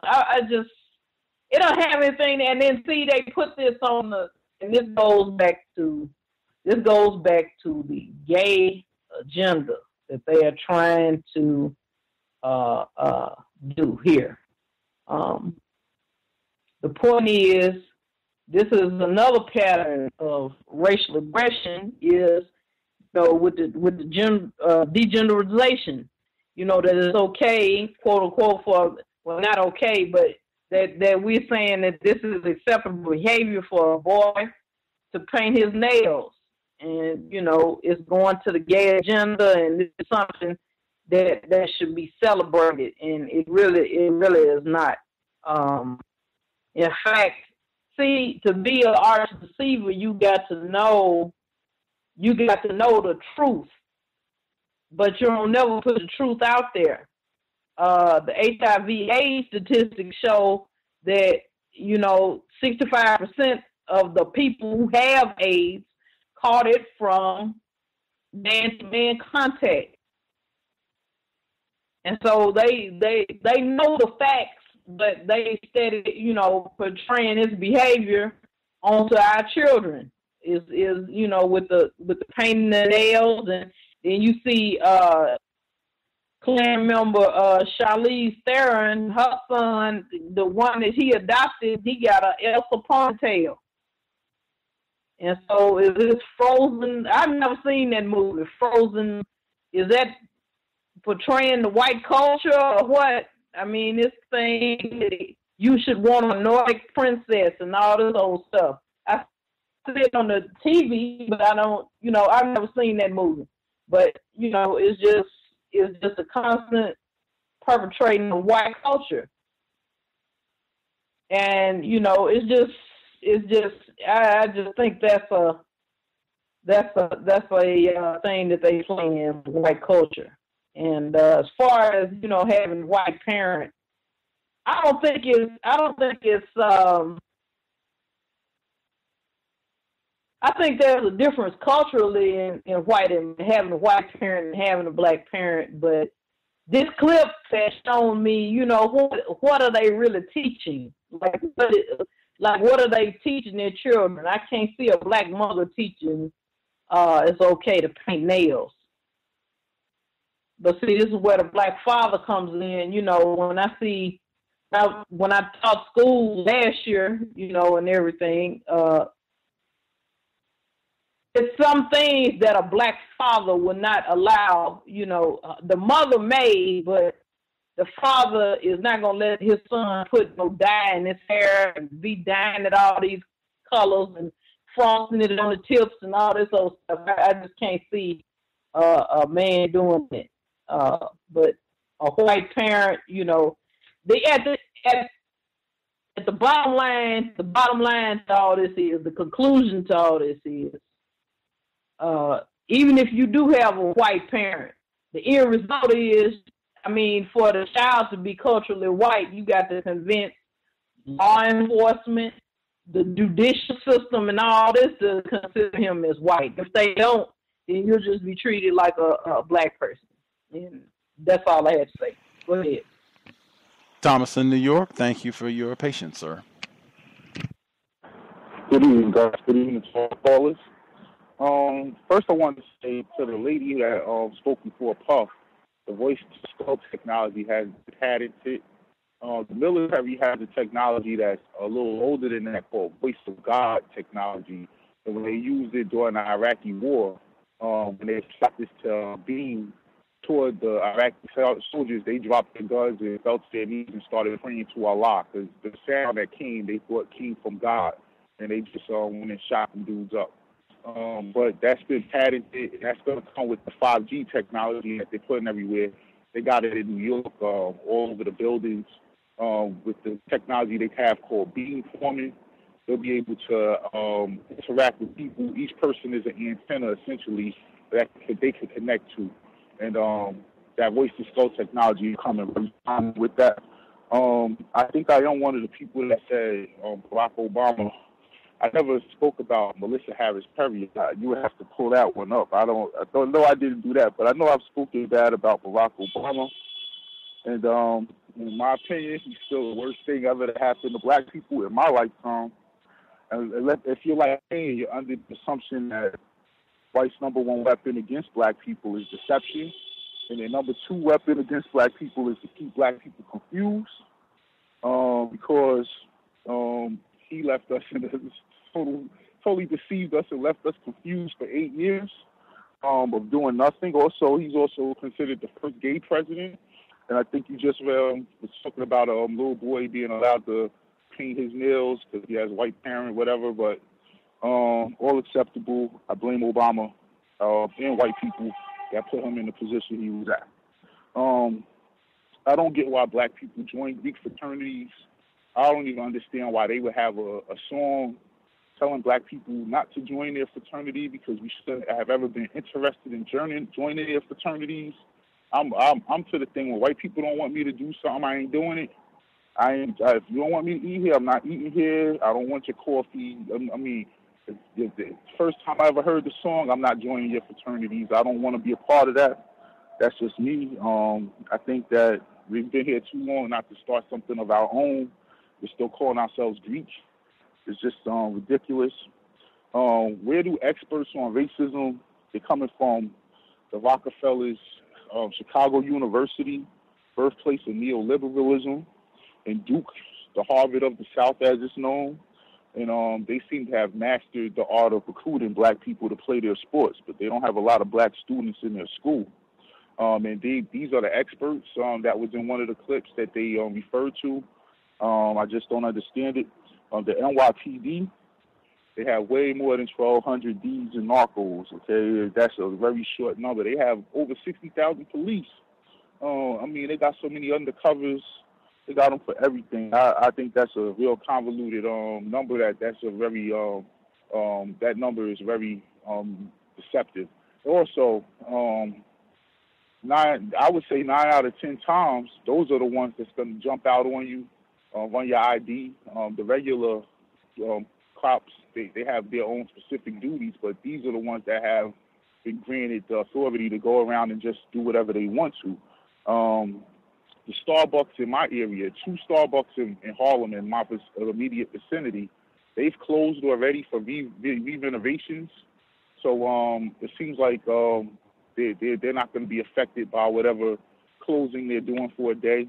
And the only thing I see coming out of that is just going to make a lot of white people angry because they couldn't get their coffee that morning. But I found it interesting that a bunch of Starbucks two, I haven't gone all around Harlem, but 2 have already closed except for renovations, and they'll be open the day after this protest. I thought that was interesting. The clip about the white woman who made a joke and was confronted by her black coworker, Area 8 activity needs to stop. White parent or white spouse equals a black person with high levels of white validation disorder. They're not going to be able to ever probably get to those people. And it's very sad because that person still loves their mother. It's just one of those things. And the last thing, a car chases you down, people jump out, they damage your vehicle. They call the cops and say, hey, I thought they stole my radio, and no one gets arrested. I think that's just terrible. I would move too, and I would sue those people individually. One I skipped here, T.I., from what I understand, he's having serious financial issues right now. And usually when black people, I've noticed a trend, when black stars and athletes start publicly having these financial problems, then legal problems start to follow right behind them. Because my mother lived in a gated community before she moved. But either way, I've had times where I didn't have my ID or my key to open the gate. All you have to do is have them call the house. That's it. Either way, if you have an ID, you're supposed to be let in. If you don't have your key, I mean, it's other ways to go about it. And the fact that the cops actually arrested him just shows you that this is a system of racism and white supremacy. I'll mute my line. Appreciate that, Thomas in New York. Other folks that we've not heard from at all, if you have a hand up, line should be open. Proceed. May I be heard? Greetings, Red in Nevada. Thank you, and thank you for taking my call. Hello to everyone. Just wanted to start off with saying very right poorly. But the things about the clips, I always appreciate Thomas in New York's commentary as well. But the thing about the Greek organizations, I remember Dr. Curry, he briefly touched on that in one of the shows that he came onto the cows about, when he was talking about how he didn't want to be in a Greek organization, but his wife was maybe involved in one. It kind of made me think, going back to that clip. And then it's like when they were describing it, it made me think about one of the words that it was one of the white guests who wrote some book. It might have been like the one who wrote the book about the drugging of all the different celebrities, how he kept using oligarchy. And that's exactly what it made me think about, like how they were saying, well, privilege and this, that, and the other, and how they keep blaming it on, oh, well, it's just these few white people. It's just these few powerful white people, how they're talking about, oh, well, this is only for the privileged, and to cut out, like, the poor white people from being able to, since they were allowed to enter in college prior to the Negroes and every other non-white, but they still wanted to differentiate themselves from that lower class of quote unquote whites.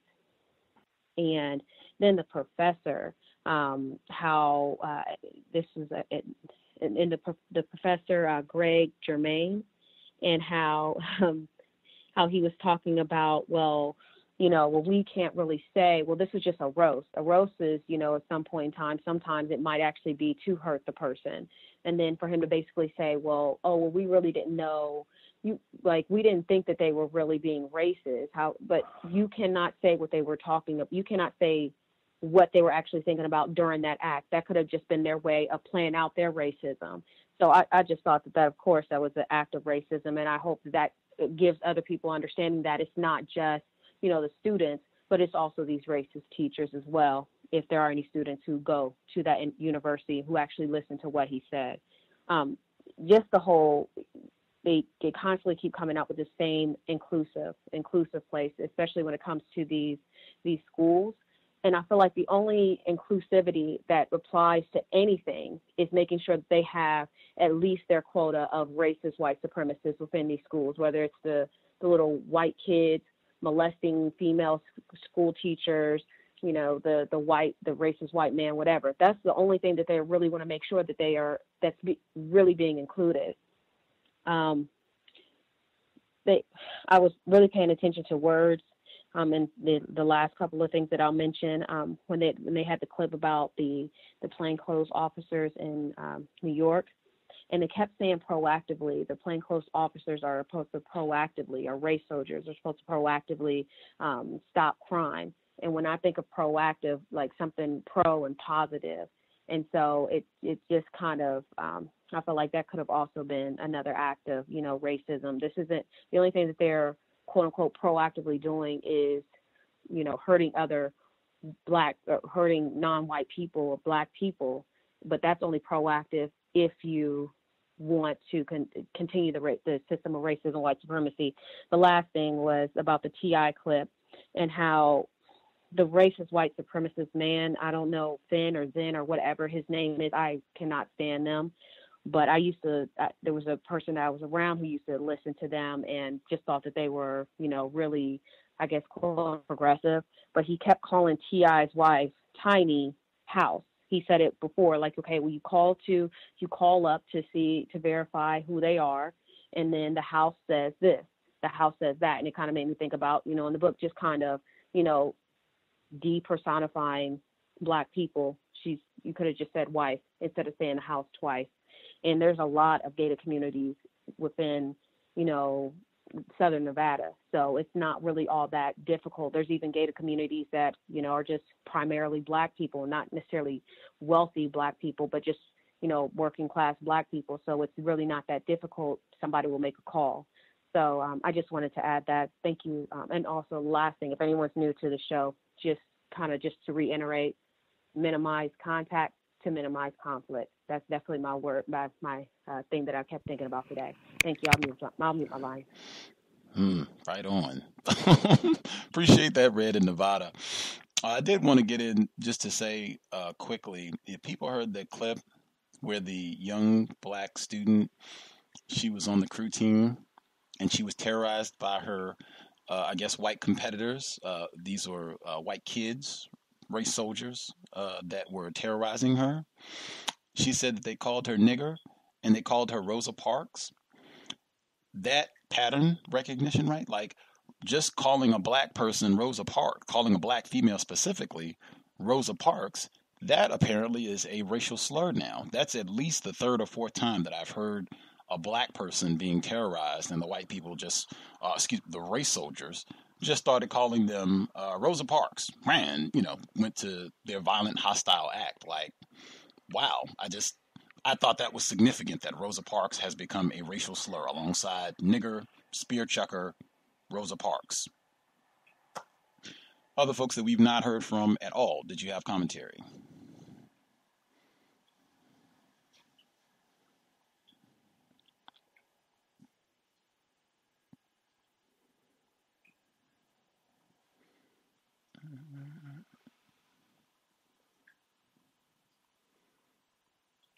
Did we nab everybody? Missed everybody? Or did we miss anyone? Can I be heard? Greetings, retired firefighter. Greetings, everyone. I would just say, I don't know if anybody mentioned it, but I think it was 92 years ago to this date, May 19th, 1925, was the day that Malcolm X, El-Hajj Malik Shabazz, was born. So that makes this day significant in itself, because he, of his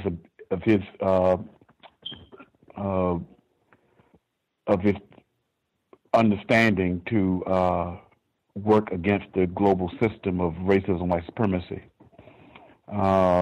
His entire life, from what we have studied, was meshed into the effects of the global system of racist white supremacy.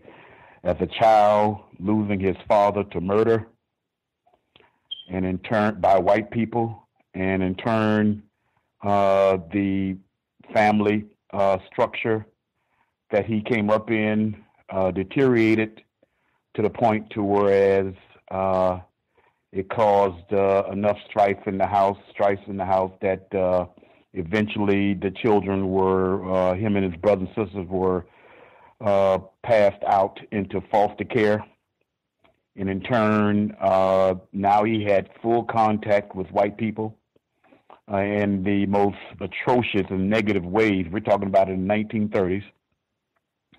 And to whereas he was mentally affected in a racist way in grade school by stating that he could not be a lawyer. You shouldn't be thinking about a lawyer. And in turn, he deteriorated to a point to whereas he himself admitted that he embarked into criminal activity for a point in time. And in turn, which is a grand plan by the global system of racist white supremacy, the path that he went through was put into greater confinement. But at the same time, something constructive came out of that environment. He made the most out of that environment in a constructive way. And in turn, he came to become interested in studying and learning best as he could on how to figure out a way to come up with an answer to the global system of racist white supremacy. Unfortunately, in that path, as we all know, under the global system of racist white supremacy, its main weapon is deceit. And the effect that it has on victims is confusion. Within that environment of confusion, he ultimately was murdered at a relatively young age, reportedly based on witnesses by non-white people. But nevertheless, during his short period of time on Earth, 39 years to be exact, he certainly has shown a great example. There are others, but this is his day. A great example on in means of self-respect, in means of study, in means of not being tardy. To if he said he was going to be somewhere at 6:00 p.m., he would be arriving through the door at 5:59 and 59 seconds. And so it certainly is something that if you didn't know about it, should give some sort of attention to, if not briefly. And that's all I have to say. Thank you. Ashe, El Haj Malik Shabazz, who had a great appreciation for the importance of black journalists. Other folks that we have not heard from at all, if you have commentary to share, line should be open. Proceed. Can I be heard? Yes, sir. Caller in Florida. Thank you very much, sir. Greetings to Gus, the host, the listeners and callers. I took a few notes because I know, like, when I listen to the audio segment, it's as you said before, there's so many things that come through. Like, it was some terms, like phrases that was used. Like, I don't know if anybody noticed it was a term.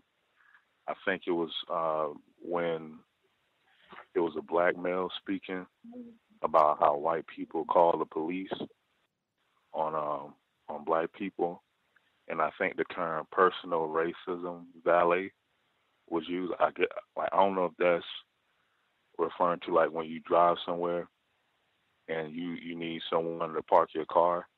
Maybe that's the term they use, like valet. Like, I don't know what that even means either. Like, they didn't define that one. And, like, another term that was used, I think it was in that same segment, and that might have been a black male But he was saying, well, I can understand where if someone did call the police is if a white person looked at a non-white person or a person of color, I think, and they snarled, and they snarled at him. Now, like that term is implying that they are not human, like they are like some kind of animal, like that word snarl. And there was another where it was a comment about the black older lady who was arrested, and I think it was the same person, and he was saying, well, how would she be a threat? She wouldn't be a threat unless she was a ninja. Okay, like all of these phrases are used, but like there was another one too where like where they were talking about the fraternity at Syracuse and the term roasted. Like I know that term has been around too, roasted. Like that could be another word to add to like maybe the word gotta just to be mindful of like the darkening of something or something's being cooked, and they're using that to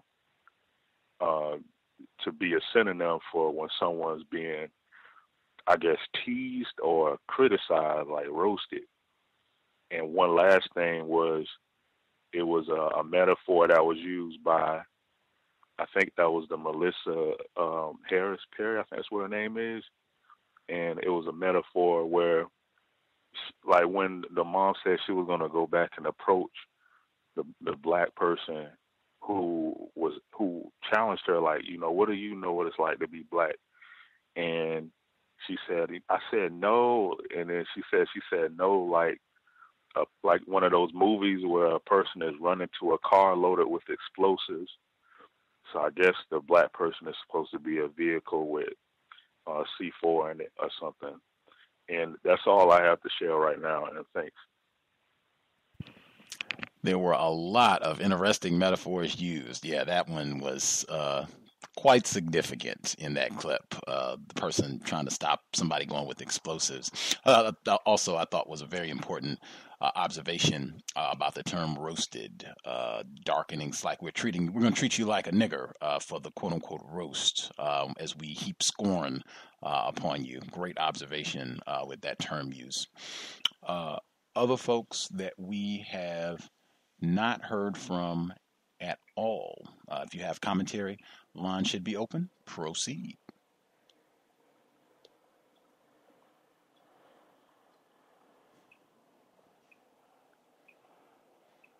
Did we nab everybody? Anybody we missed completely?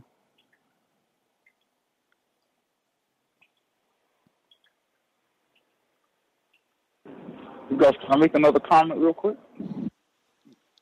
Oh, let's hear it. The Young Turks with the clip with T.I. Now, the chick, or the lady, the female Young Turk, she said that it's not racist, it's not white supremacy, no, it's gated communities. This is why I don't want that they do the same thing to me. And you talk about the worst of the worst, the Young Turks. I just wanted to point that out. It's not racism. It's gated community. This is why we shouldn't be living in gated communities, so you don't have to deal with racism. It's just ridiculous. Obfuscate. I think they do a great job of pivoting away from white supremacy racism when these type of incidents happen. And just for added detail, I believe the security person, or not enforcement official, but whomever the individual was at the gate where the initial conflict started and then the enforcement officers were called, I believe that initial person was a black person. So I believe it was initially T.I. and another black person, and then the enforcement officials got called. Now, I don't know about the racial classification of the officers, but if that is accurate, still, in a system of racism, white supremacy, it's very difficult, or it's substantially more difficult for me to think of a black security guard, not a police officer, not an enforcement officer, calling the police on a white property owner because they forgot their key to the gated community. Like if they have ID, you've called, person at the residence verifies, oh yeah, this person lives here, you can let them in. It's difficult for me to see like how that would get to a police call if that had been a white person, particularly a white person like T.I., like a white entertainer, someone with a lot of money and or financial difficulties aside with some status. Like it's difficult for me to see in Georgia, if that had been a white person, enforcement officials being called and escalating to that level.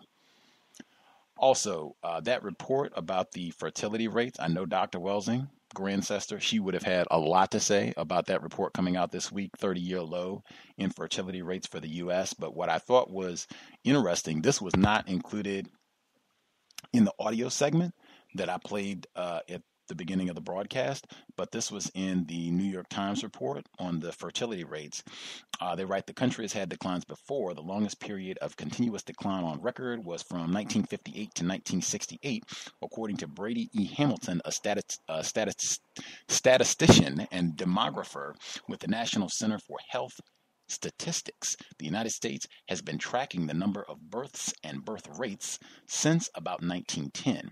That is interesting. Now, you certainly have a lot of, different variables for that time period, what they call the Vietnam conflict, but for that period to be known as a decade where you had a substantial number of black people worldwide who were working against racism, white supremacy, for that to coincide with the period that had the longest continuous period of fertility rate decline, that is interesting, something to think about perhaps. Continuing, the most recent decline has been deepest for minorities, quote unquote. The fertility rate among Hispanic women dropped more than 27% between 2007 and 2016, the most recent year of data by race. The rate for whites has dropped about 4%, for blacks about 11%, and for Asians about 5%.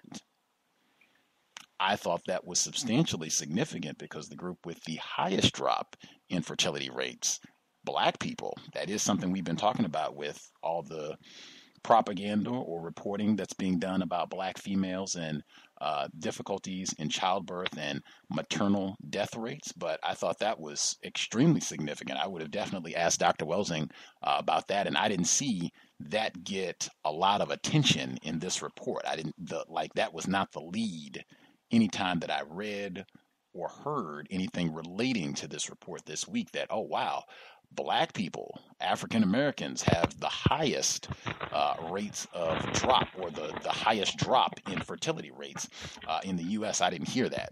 That was only in the New York Times report. With that, other folks have commentary. If we missed anybody, you should go ahead and speak now. 641-715-3640, the code 564-943#. Press star 61 if you would like to participate. Did we miss anybody? Anybody have a hand up that we've not heard from at all? Can I be heard? Yes, sir. Hey, how's it going, everyone? This is a black male engineer here. I wanted to comment on some things. On the topic of fertility issues, there's something that I've been researching. It's this thing called RH monkey, rhesus monkey blood, or the RH positive blood factor. And essentially, there exists an RH positive and RH negative. And it's been proven that whites are either RH positive or negative and blacks are the other. And that when these two bloodlines mix, that results in infertility.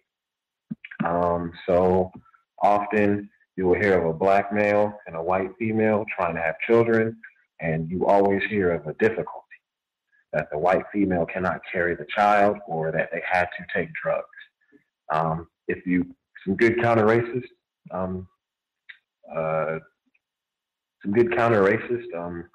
investigating to do would be to ask an interracial couple you know if they've had issues with conceiving, and I can assure you that probably has something to do with the RH blood factor, and white women have to take drugs for that.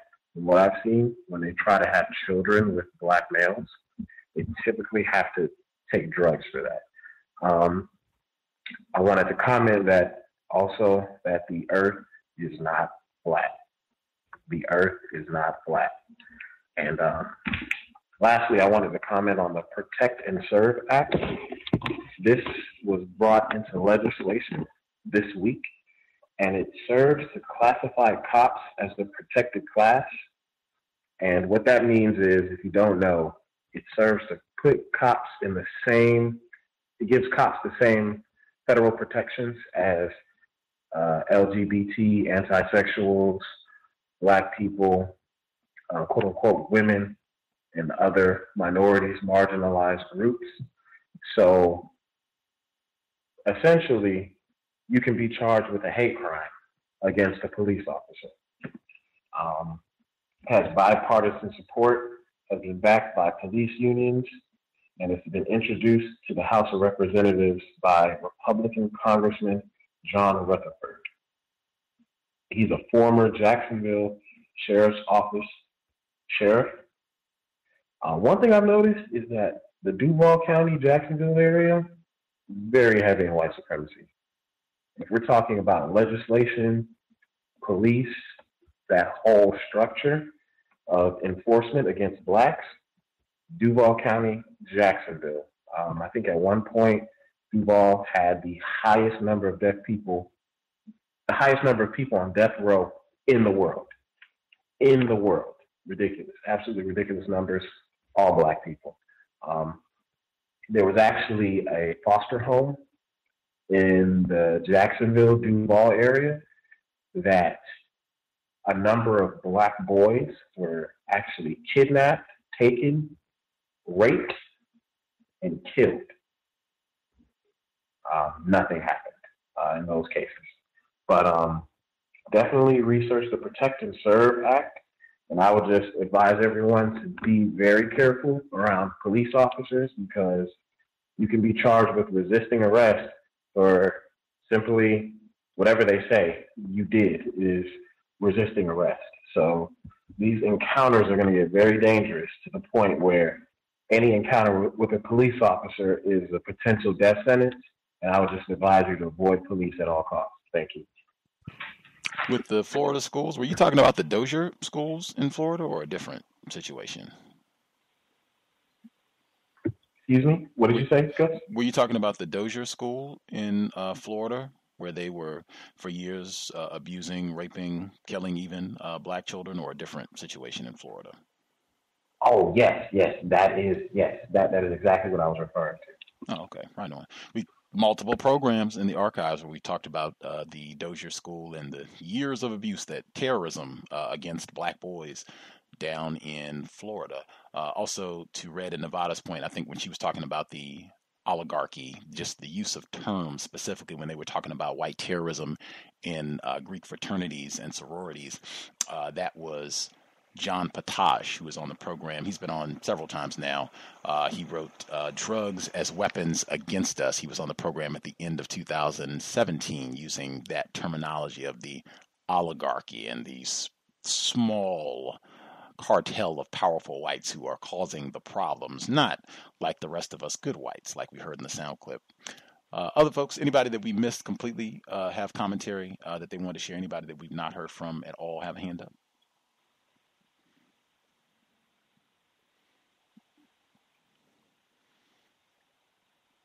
Grand. Soon we got everybody. If other folks had additional comments that they wanted to get in, or questions, feel free. If folks that are listening, if you have not spoken and think you have a question or comment, please do not wait till the last minute.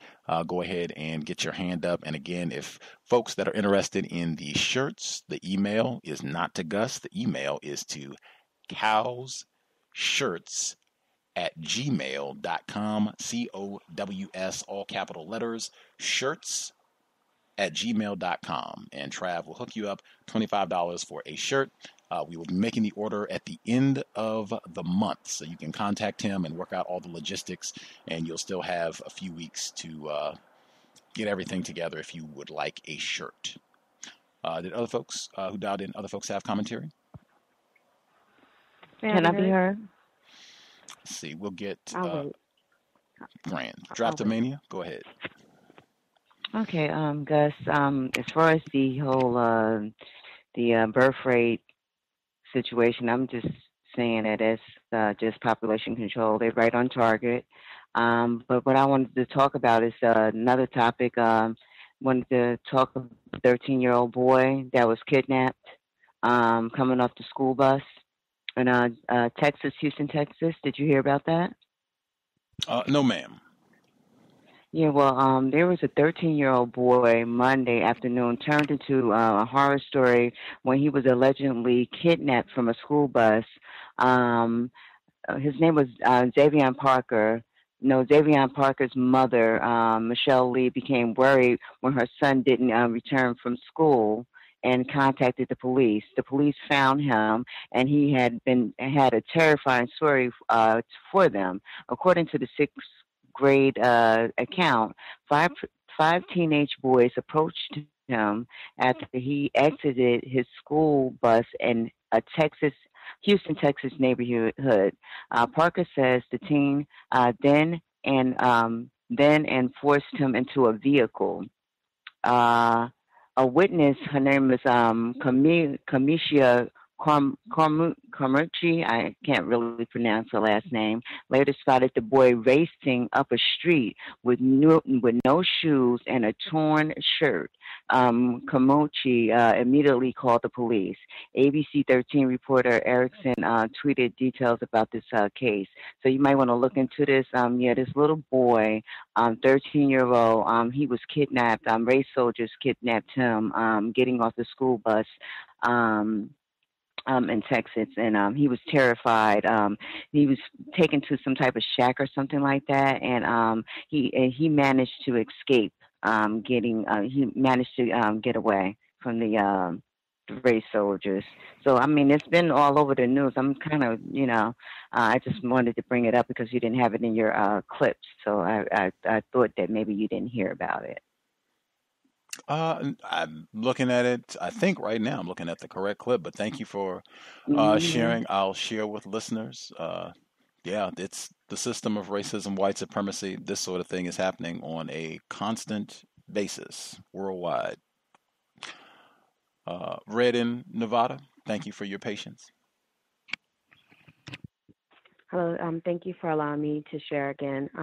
I actually just had a question about one of the clips. I know that the whole birth rate thing was brought up again, but I'm wondering how are they counting the non-white children of these racist white women, and even I guess maybe even some racist white men, because it seems like I know that it might have even been like on workplace racism, or even on a different show where somebody was saying that sometimes it might even been Thomas in New York, and forgive me if I'm wrong, but where sometimes the white women's children, the non-white children, are classified as white, and then sometimes they're classified not as white. But I know that really doesn't, I guess, maybe make complete sense, or maybe doesn't completely correlate with the clip.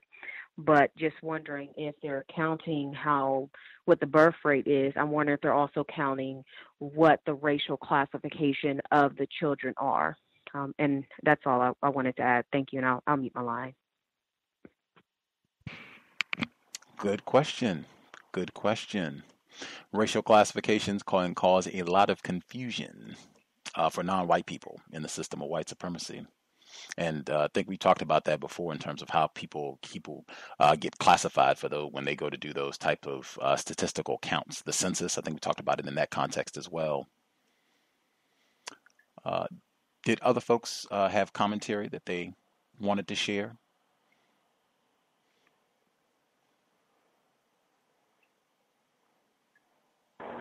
Hey, could I be heard again?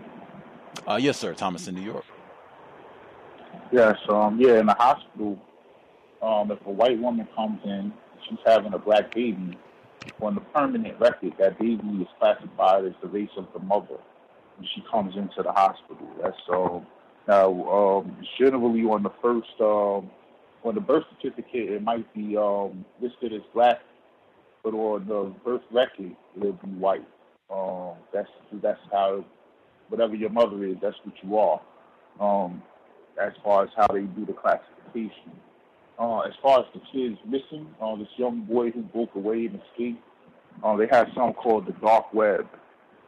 And it's an internet that you have to have certain equipment, very expensive routers and things to access, onion routers and things like that. And it only works off cryptocurrency, usually Bitcoin. And you're able to be put in a room, and you can see a young kid get raped, you can see a woman get raped, someone get killed, someone get lynched in these rooms. You access them using the currency, and then as you're watching the act happen, let's just say they're raping someone, you could type in you want to see them cut that person's breast off, and you can put a monetary value to it, and if they agree to that amount, you'll send them that money, and they'll do it. It's like a lot of these bodies these kidnappings and bodies that are being found are somehow connected to the dark web, and that's why a lot of these things are not being solved, because they don't want to solve them.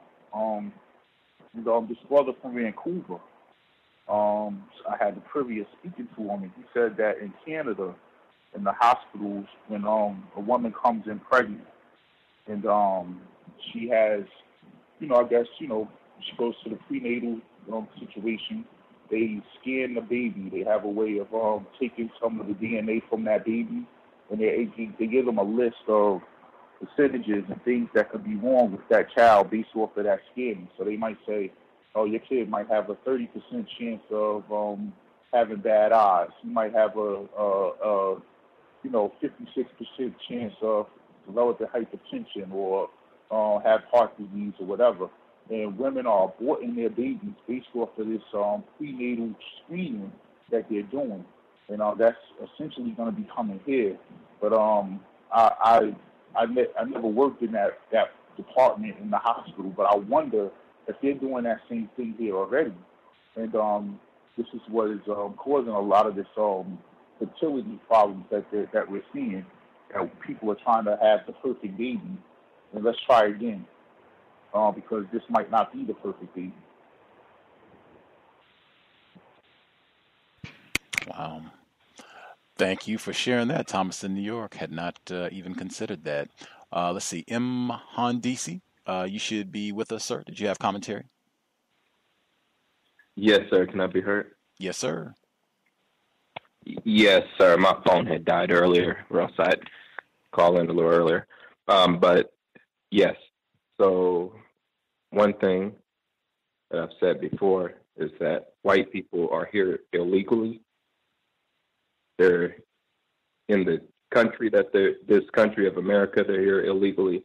They're also in Africa illegally. In every part of the world, they're here illegally. And that's an important matter. And the other thing with the chemtrails, we should keep focusing on that, in my strong opinion. White people are doing the chemtrails. They're spraying chemtrails every single day without fail. Every single day. They're doing it because they have to do it. This isn't just something that they're testing out. They're doing this because they have to do it if they want to stay here as albinos or as albinos. And then also, as far as the royal family, white people are not the royal family. Maybe under this white supremacy system, yes, but from everything I've studied, the kings and queens of Europe were not white people. It got taken over at some point, and it looks like there's certain years you can kind of see that it looks like, okay, this is where the white people took over. And maybe I'm wrong, but the white people were not the kings and the queens. They're not the royal people. The royal people were sent out of Europe and sent to America. But anyway, white people are here illegally, and that needs to be addressed. Thank you. Appreciate that, M. Hundisi. If folks have any other comments they want to get in, 641-715-3640. The code 564943 pound. Press star 61 if you would like to participate. there was or I won't say great, but there was, I thought, a super important report that came out this week. There was a high school in Pennsylvania, and they ended the lacrosse season. I think reminded some of the situation that happened at Duke a few years back, since that institution was mentioned earlier.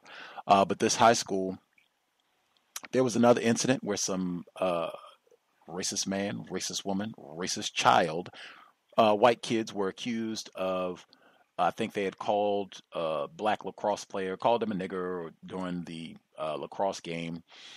Before I forget, the incident that I did play in the sound clips, because I didn't play this in the sound clips, the incident that I did play in the sound clips where they were abusing, the white students were abusing the black student, and the child's mother was there, and she said that she went to try to protect her child, and she said that one of the white kids came up to her and he said, "Well, I'm sorry, and I hope this doesn't get back to my coach." Now, the way that she said it, I wasn't sure if the little racist child, I wasn't sure if he meant, "I hope that me apologizing to you doesn't get back to my coach," or if he meant, "I hope that, me calling your child a nigger doesn't get back to my coach."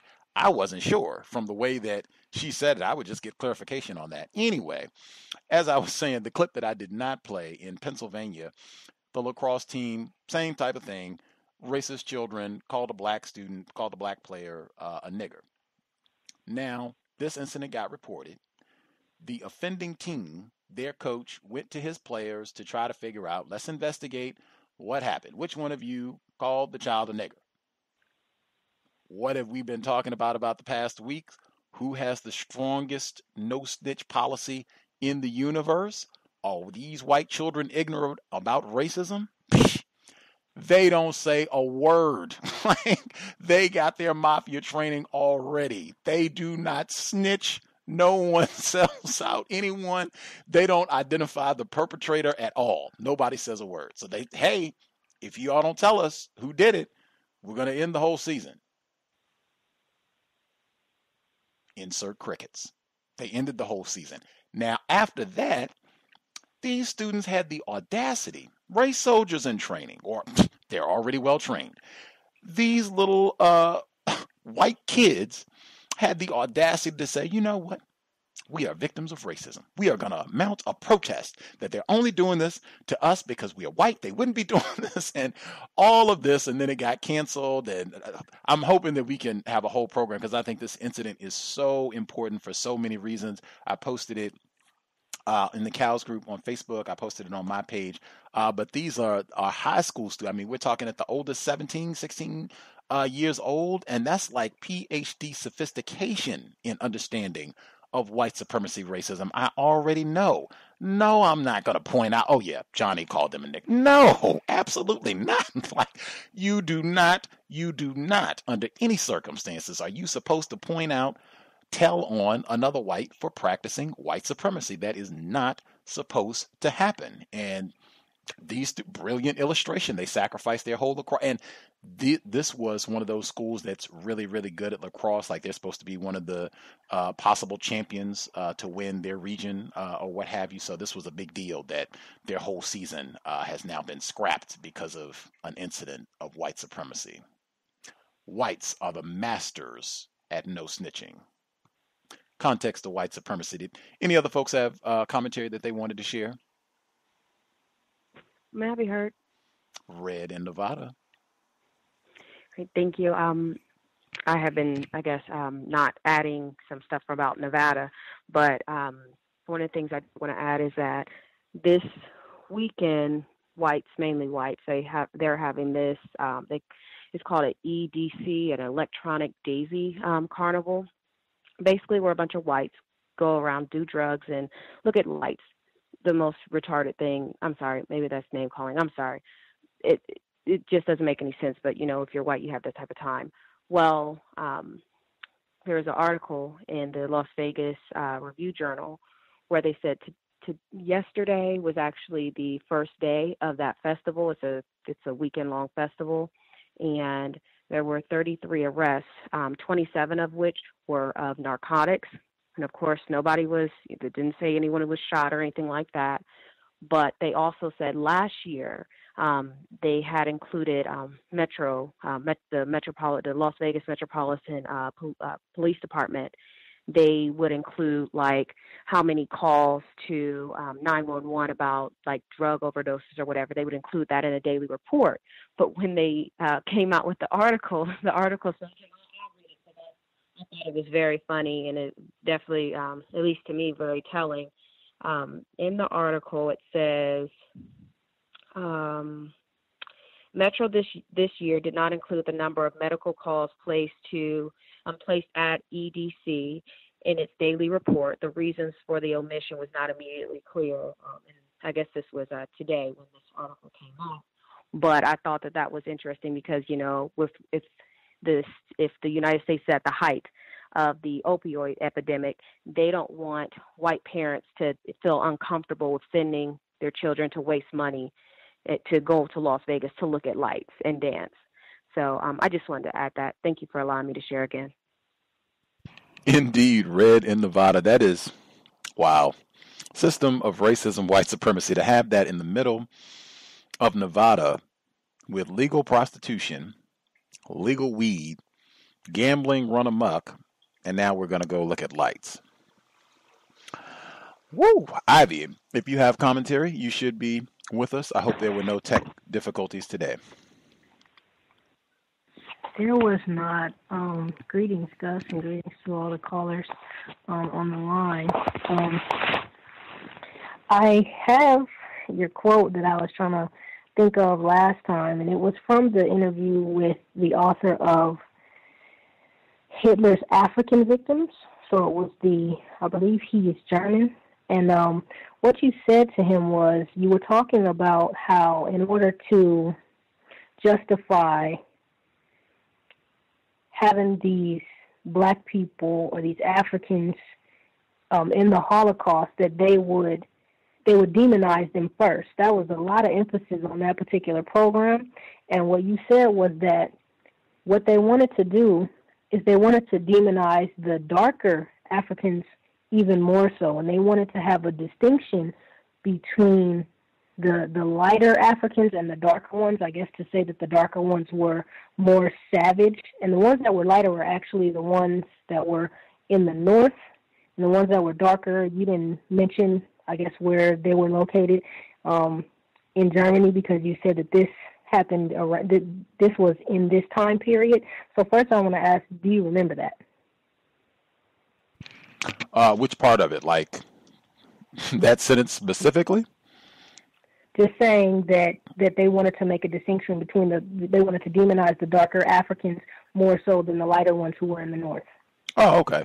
No, I do not remember saying that specifically. That's from 8 years ago. So, no, I don't remember saying that specifically, but I'm sure I said it. It sounds reasonable. No dispute at all, but I'm just being truthful. No, I do not remember saying that specifically.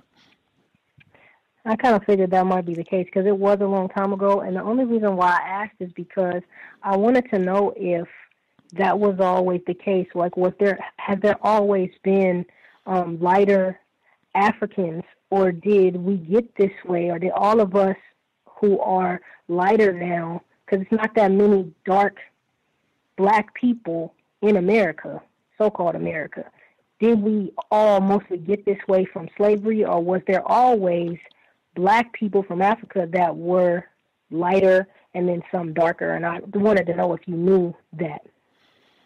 I do not. I do not have training in genetics and what have you to know that answer. So no, I do not know. Okay. And so the other things that I wanted to mention were, I hate racists. I'm telling you, oh my God, like I hate them. And so like the racists, I ain't gonna even say ABC. No, the racists who work at ABC. I'm listening to, is it Draptomania? Is that how you say her name? Yes, ma'am. Okay, because I did not want to say it wrong. When she mentioned the article from ABC, because I ran across, hold on, I saw that article as well, and they're gonna say that the child was allegedly kidnapped. Okay, well, if he's allegedly kidnapped, then these people in Texas were allegedly shot. Get all the way out of here with he was allegedly kidnapped. No, he was kidnapped. Another thing, Gus, you mentioned that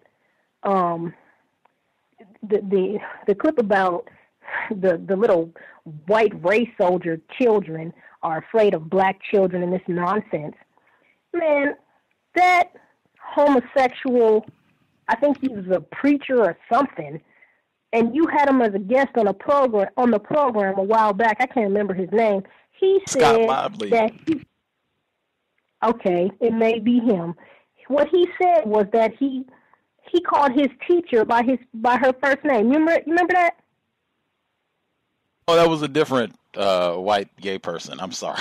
Jim Grimsley, How I Shed My Skin. He was on at the beginning of 2016. Yes, I do remember. And I do remember that incident specifically. That's much forward, 2016. I remember that. He said he had a black teacher, and he said he called her by her first name. He did it deliberately. I think he mentioned a few other nasty things that he did to the black teacher. But yes, I remember that specifically.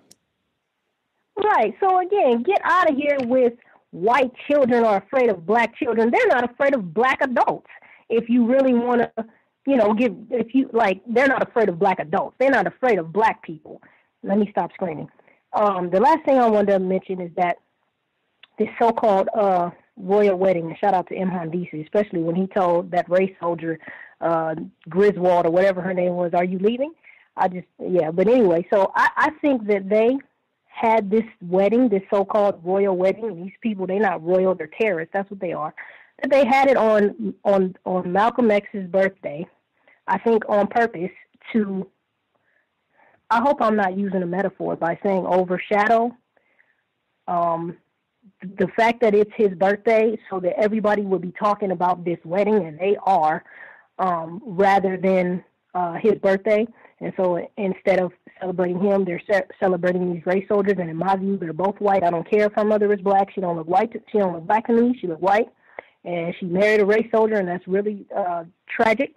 And that is not something to celebrate at all. What we need to be talking about is, Malcolm X. And so I think that was just strategic on their part, so people will be talking about that instead of Malcolm X's birthday.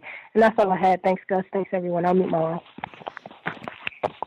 Context of white supremacy. Appreciate that, Ivy. Other folks have commentary that they wanted to get in before we wrap. We have less than 20 minutes left in the broadcast. If you have any other questions, comments that you need to share before we conclude, feel free. Appreciate you, Gus. Need my line. Oh, I got my update on the housing situation. They said, all right, you can expect to be back at the earliest in August, maybe October. I heard that, and I went directly to bed, and then I got up and went to yoga. Other folks have commentary that they wanted to share. Can I be heard? Yes, sir. Hey, how's it going? I wanted to comment on something that I believe Ivy said in regards to skin color in America. From my readings and what I've seen, there are a number of people in Africa of lighter skin. I wouldn't necessarily call them, I wouldn't call them a majority at all, but it does happen. And I pretty much read that the gene responsible for skin color expresses a wide variation amongst Africans, and it's native to Africans. So you could potentially have a family in which there are 5 children and one child is significantly lighter. I know there was a Ghanaian couple in Britain, and they had a child, but the child came out albino, I guess. But when the child came out, the daughter, she had blonde hair and pale white skin, and it looked like a white baby, but in some ways, but it still had like the nose of the family. But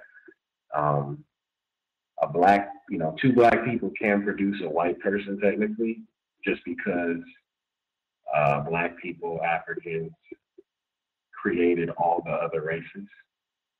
So it's possible for various skin colors to vary. For skin color to vary in families, but I think also due to enslaved African race in the Americas and white European genetics being injected into certain Black people, that could also be a factor, but it's not outside the realm of what goes on the continent. Thank you. Appreciate that input. If we have other folks who had commentary that they wanted to share, man, I cannot believe there were a lot of things. It wasn't just the kidnapping, and I try to say that on a regular basis. Obviously, there's so many things that happen in the system of white supremacy. I mean, I am sharing a very minute fraction, and that's probably an overstatement of the different events and things that took place worldwide in the universe. But the Cannes Film Festival, that did get a lot of attention. Spike Lee's film that's supposed to be about, based on the true, what they call a quote unquote true story, or where a Black person, the word or terminology that is frequently invoked is infiltrated the Klan, and that film got a lot of attention at Cannes this week, and people saying, wow, it's just one of the best films Spike Lee's done in years since Do the Right Thing, or Malcolm X, speaking of his birthday. Did anybody see any of the information about that?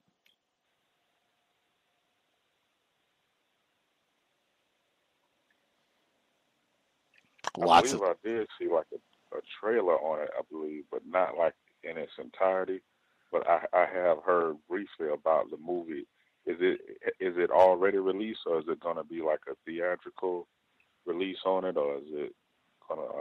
I don't know how is it going to be released. I'm sure it's not released yet. I'm not sure if this is going to be like a major theater release, or if this is going to be a Netflix type thing, or what the distribution is going to be. I'm not certain. I didn't even get to see the trailer. I just kept reading about it and hearing about it, and I thought I had a report that I was going to share on that as well. I think I may have and just neglected to can't play everything. But yeah, I did see that they got a lot of attention this week. Spike Lee doing my general view is that his better work has been when he is dealing with racism, white supremacy, like Malcolm X, Do the Right Thing, When the Levees Broke, Bamboozled. Generally, he does quality work when he talks about white supremacy, racism. Four Little Girls.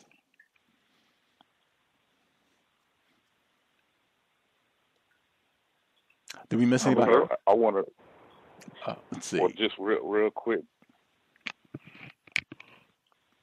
Proceed. Oh, thank you very much, Gus.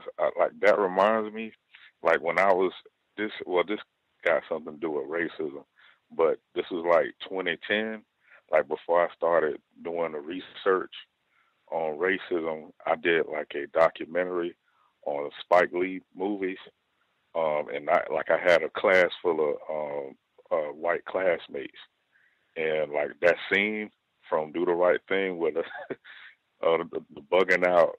He brought the giant stereo or the boombox. Like I played that scene, like I had that scene, and it like all the white people was just like, if I'm not going to use a metaphor, but they definitely were paying attention, definitely. And I didn't have no problem showing that, like on my like I had to make a video like on his movies. And like that reminded me of that, and I was getting like comments, like really compliments by some of the white people, from that scene, playing the fight the power in the background. So yeah, I wanted to share that real quick, but I was way more confused at the time. I'm sure you would have a very different presentation given what you have learned since 2010, like all of us still learning. I recognize the late Bill Nunn, who played Radio Raheem. He passed away in 2016 in quite a few Spike Lee films. Was that Thomas in New York that spoke up simultaneously? Yes, sir. School D did a great job dealing with the colorism inside of the black community, I think, in a metaphoric way.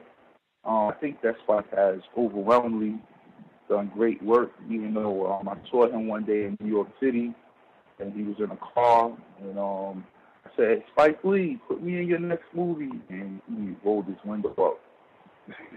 But either way, I make it a challenge for myself as part of my codification to challenge people that come with racist theory. And what I noticed is a lot of black people propagate racist theory in their understanding of the context of understanding who they are. And I just would like to ask people, who told you that you came from Africa? The word America means copper color races. So that's the definition of that word. Copper is brown. And the original blood type comes from this hemisphere. It doesn't come from Africa. They are generally Asian. O blood is the universal blood, and that's indigenous here. So the people that were here, the oldest animals, the oldest trees, the oldest everything is found on this landmass. The only people ever to tell you that the oldest things come from over there are the people who come from over there. They tell you that the bottom, you started as monkeys, you evolved into men, till you got to Kemet where you were sophisticated, and then Greece and everything else is above that, most sophisticated, going north. They took the Earth and split it in half with the equator to distinctly put that difference in here. So I just think that a lot of the sciences that we talk about, that science called out of Africa theory. That's the same science that has you coming here on the slave ship. That's the same science that comes from natural selection, survival of the fittest. All of those things come out of this science. And the most important thing that comes out of this science from Sir Francis Galton is eugenics. Good genes are white. Bad genes are below that equator. This is all, all the stuff that we base history and science off comes out of them supporting these theories. And I just wanted to add that.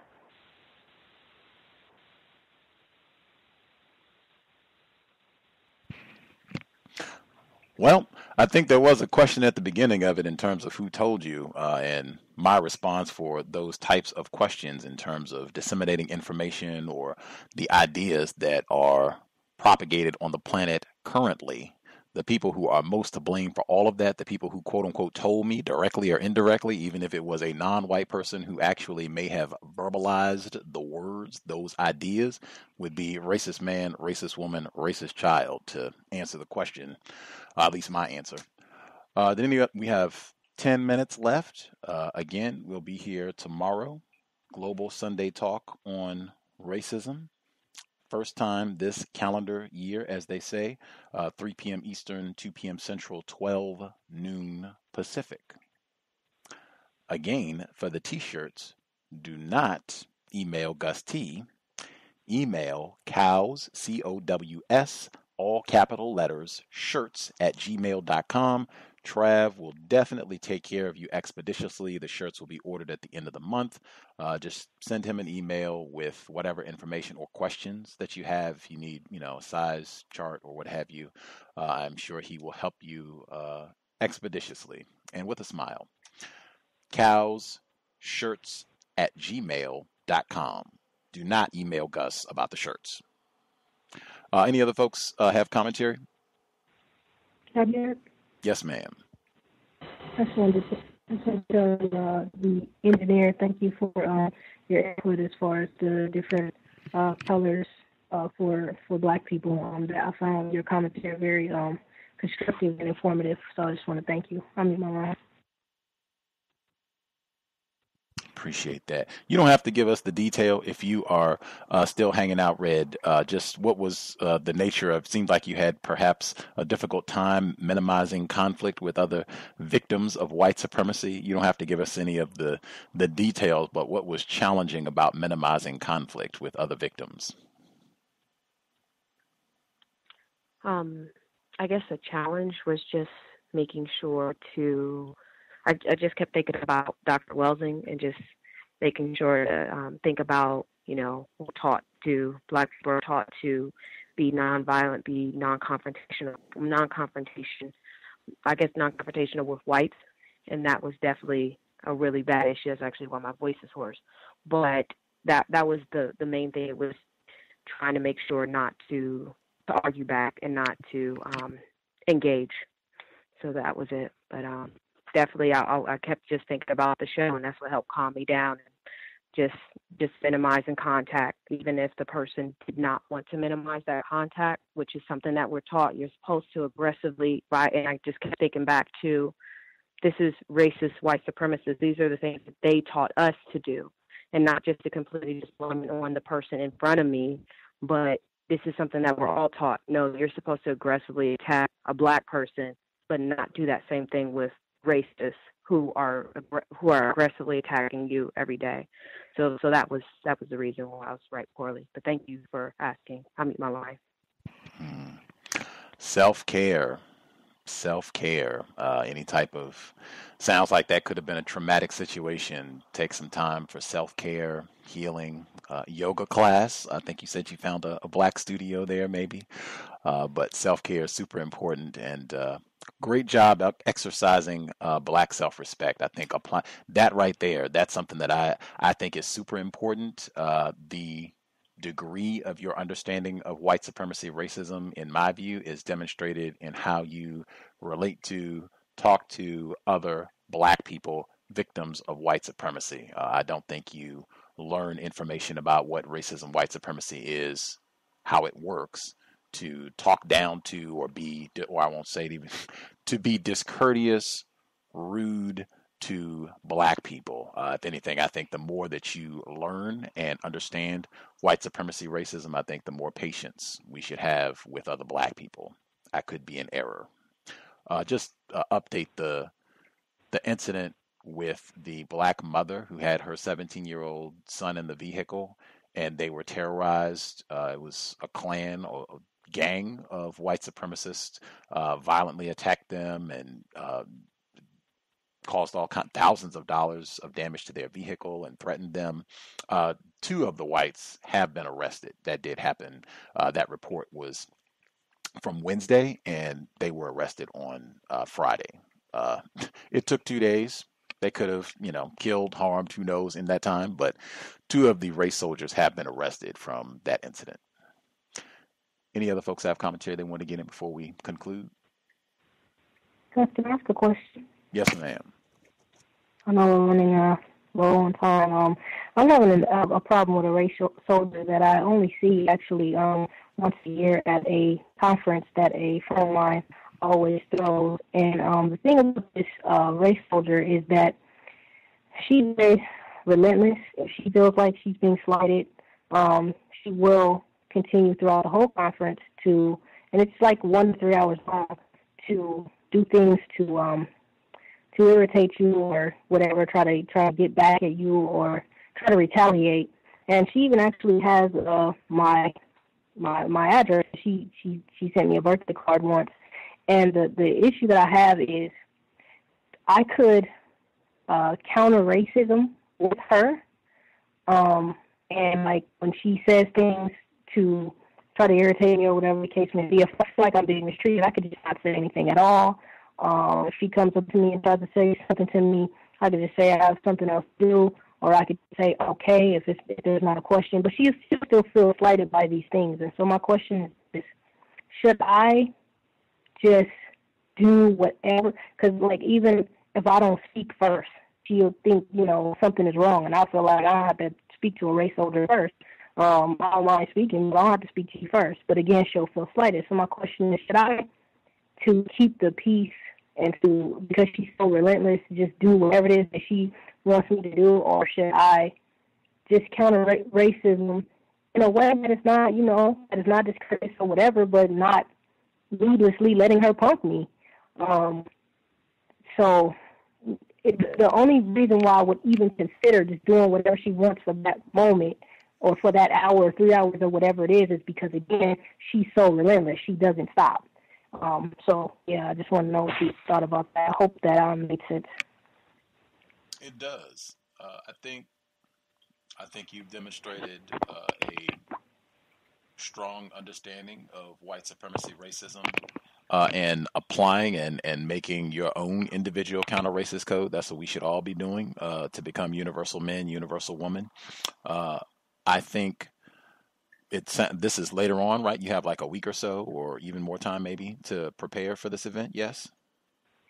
Yeah, because it just passed, and I had the experience with her, and I didn't really accommodate, everything. Some things, but I was thinking of accommodating in even less. I thought about how relentless she is, and so I don't really know. Oh, I mean, if it's just like a weekend thing, like you see her annually at this conference, this is not like a person that you're going to be seeing 40 hours a week and what have you for months and months consecutively. I think just, you'll know when the time comes what you are willing to, what is going to be best for you at that time. I think if it's, hey, I don't feel like accommodating anything, you can just do your code, apply your counter-racist code. And if she gets upset and, is asking questions, what's going on? You're not talking to me, or, you're not trying to spend time with me. I'm sure you could even just come with, hey, I'm not feeling particularly well. I'm not doing any socializing this time around. Just, going to the different venues, trying to get information and just going through it. I'm just not feeling too well this time. You have to catch you later or whatever. I mean, you'll have time to think of a lot of different ways if you don't want to be bothered at all, or if you just want to minimize and say, hey, I'll curtail the activities, but I'll still try to make sure that she doesn't become too disruptive for the time that I'm here, where I'm having to battle with her and her making accusations and that sort of thing, so that I can also minimize that. But I'm also not going to just do whatever she wants. I'm going to minimize that as well. I think you'll know, what type of balance you'll want when the time comes, and just execute your code. I think that's what you've been doing consistently, demonstrating here and talking about in the workplace, and applying your code. Just apply your code as to what you want to do that day with your time and energy. I find your commentary very helpful. Thank you so much, and thank you for saying that I've demonstrated just some sort of competency in trying to counter racism. You are largely to credit for this program. Thank you so much for me on. All still learning. With that, we will be here tomorrow. Global Sunday Talk on Racism returns 3 p.m. Eastern, 2 p.m. Central, 12 noon Pacific. We'll be looking forward to having our international audience back. Thanks to all of the folks who tuned in. I hope it was a constructive investment of your Saturday evening. If you have questions, comments, guest suggestions, gripes, drop an email untiljustice@gmail.com. Much obliged for everyone participating. When I heard the report on T.I., and I used to, I wish I had been more cordial because I used to bump into and see T.I. all the time. I lived in Atlanta, worked at the comedy club. He used to come all the time to the club. I wish I had been more cordial because I could have remained in contact. Hey, system of racism, white supremacy can do a lot to give you a better understanding of why that incident happened. But also, when I heard about that incident and the allegations were made about whether or not he was under the influence at the time of this incident, sobriety would be best under conditions of white supremacy. Minister Malcolm X, today's birthday. Dr. Francis Cress Welsing, many of the non-white people that we esteem, and many of the black people who dedicated their existence to trying to eradicate the system of white supremacy, they would strongly endorse sobriety, us doing as much as we can to take care of our brain computer and our overall health, so that we can solve this problem, so that we can think clearly and come up with concepts to bring about a permanent resolution to racist man, racist woman, racist child. Certainly, if we're going to be out and about enjoying the great weather, you want to be buckled up and sober. As was stated earlier, let's do everything we can to minimize contact with race soldiers, badge or no. Creator, we ask that you help us remain patient with other Black people, victims of white supremacy. We ask that you help us remain patient with ourselves. Remind us to demonstrate the highest levels of Black self-respect at all times, in all places, each and every time we are in contact with another Black person. It has been time. Replace white supremacy with justice immediately. Cow signing out. Thanks all for tuning in. Nigga, you so brainwashed. I'm a victim, brother. Problem. You're a victim. Yeah. I'm a victim of 400 years of conditioning. Shut up. The man has programmed my conditioning. Even my conditioning has been conditioned.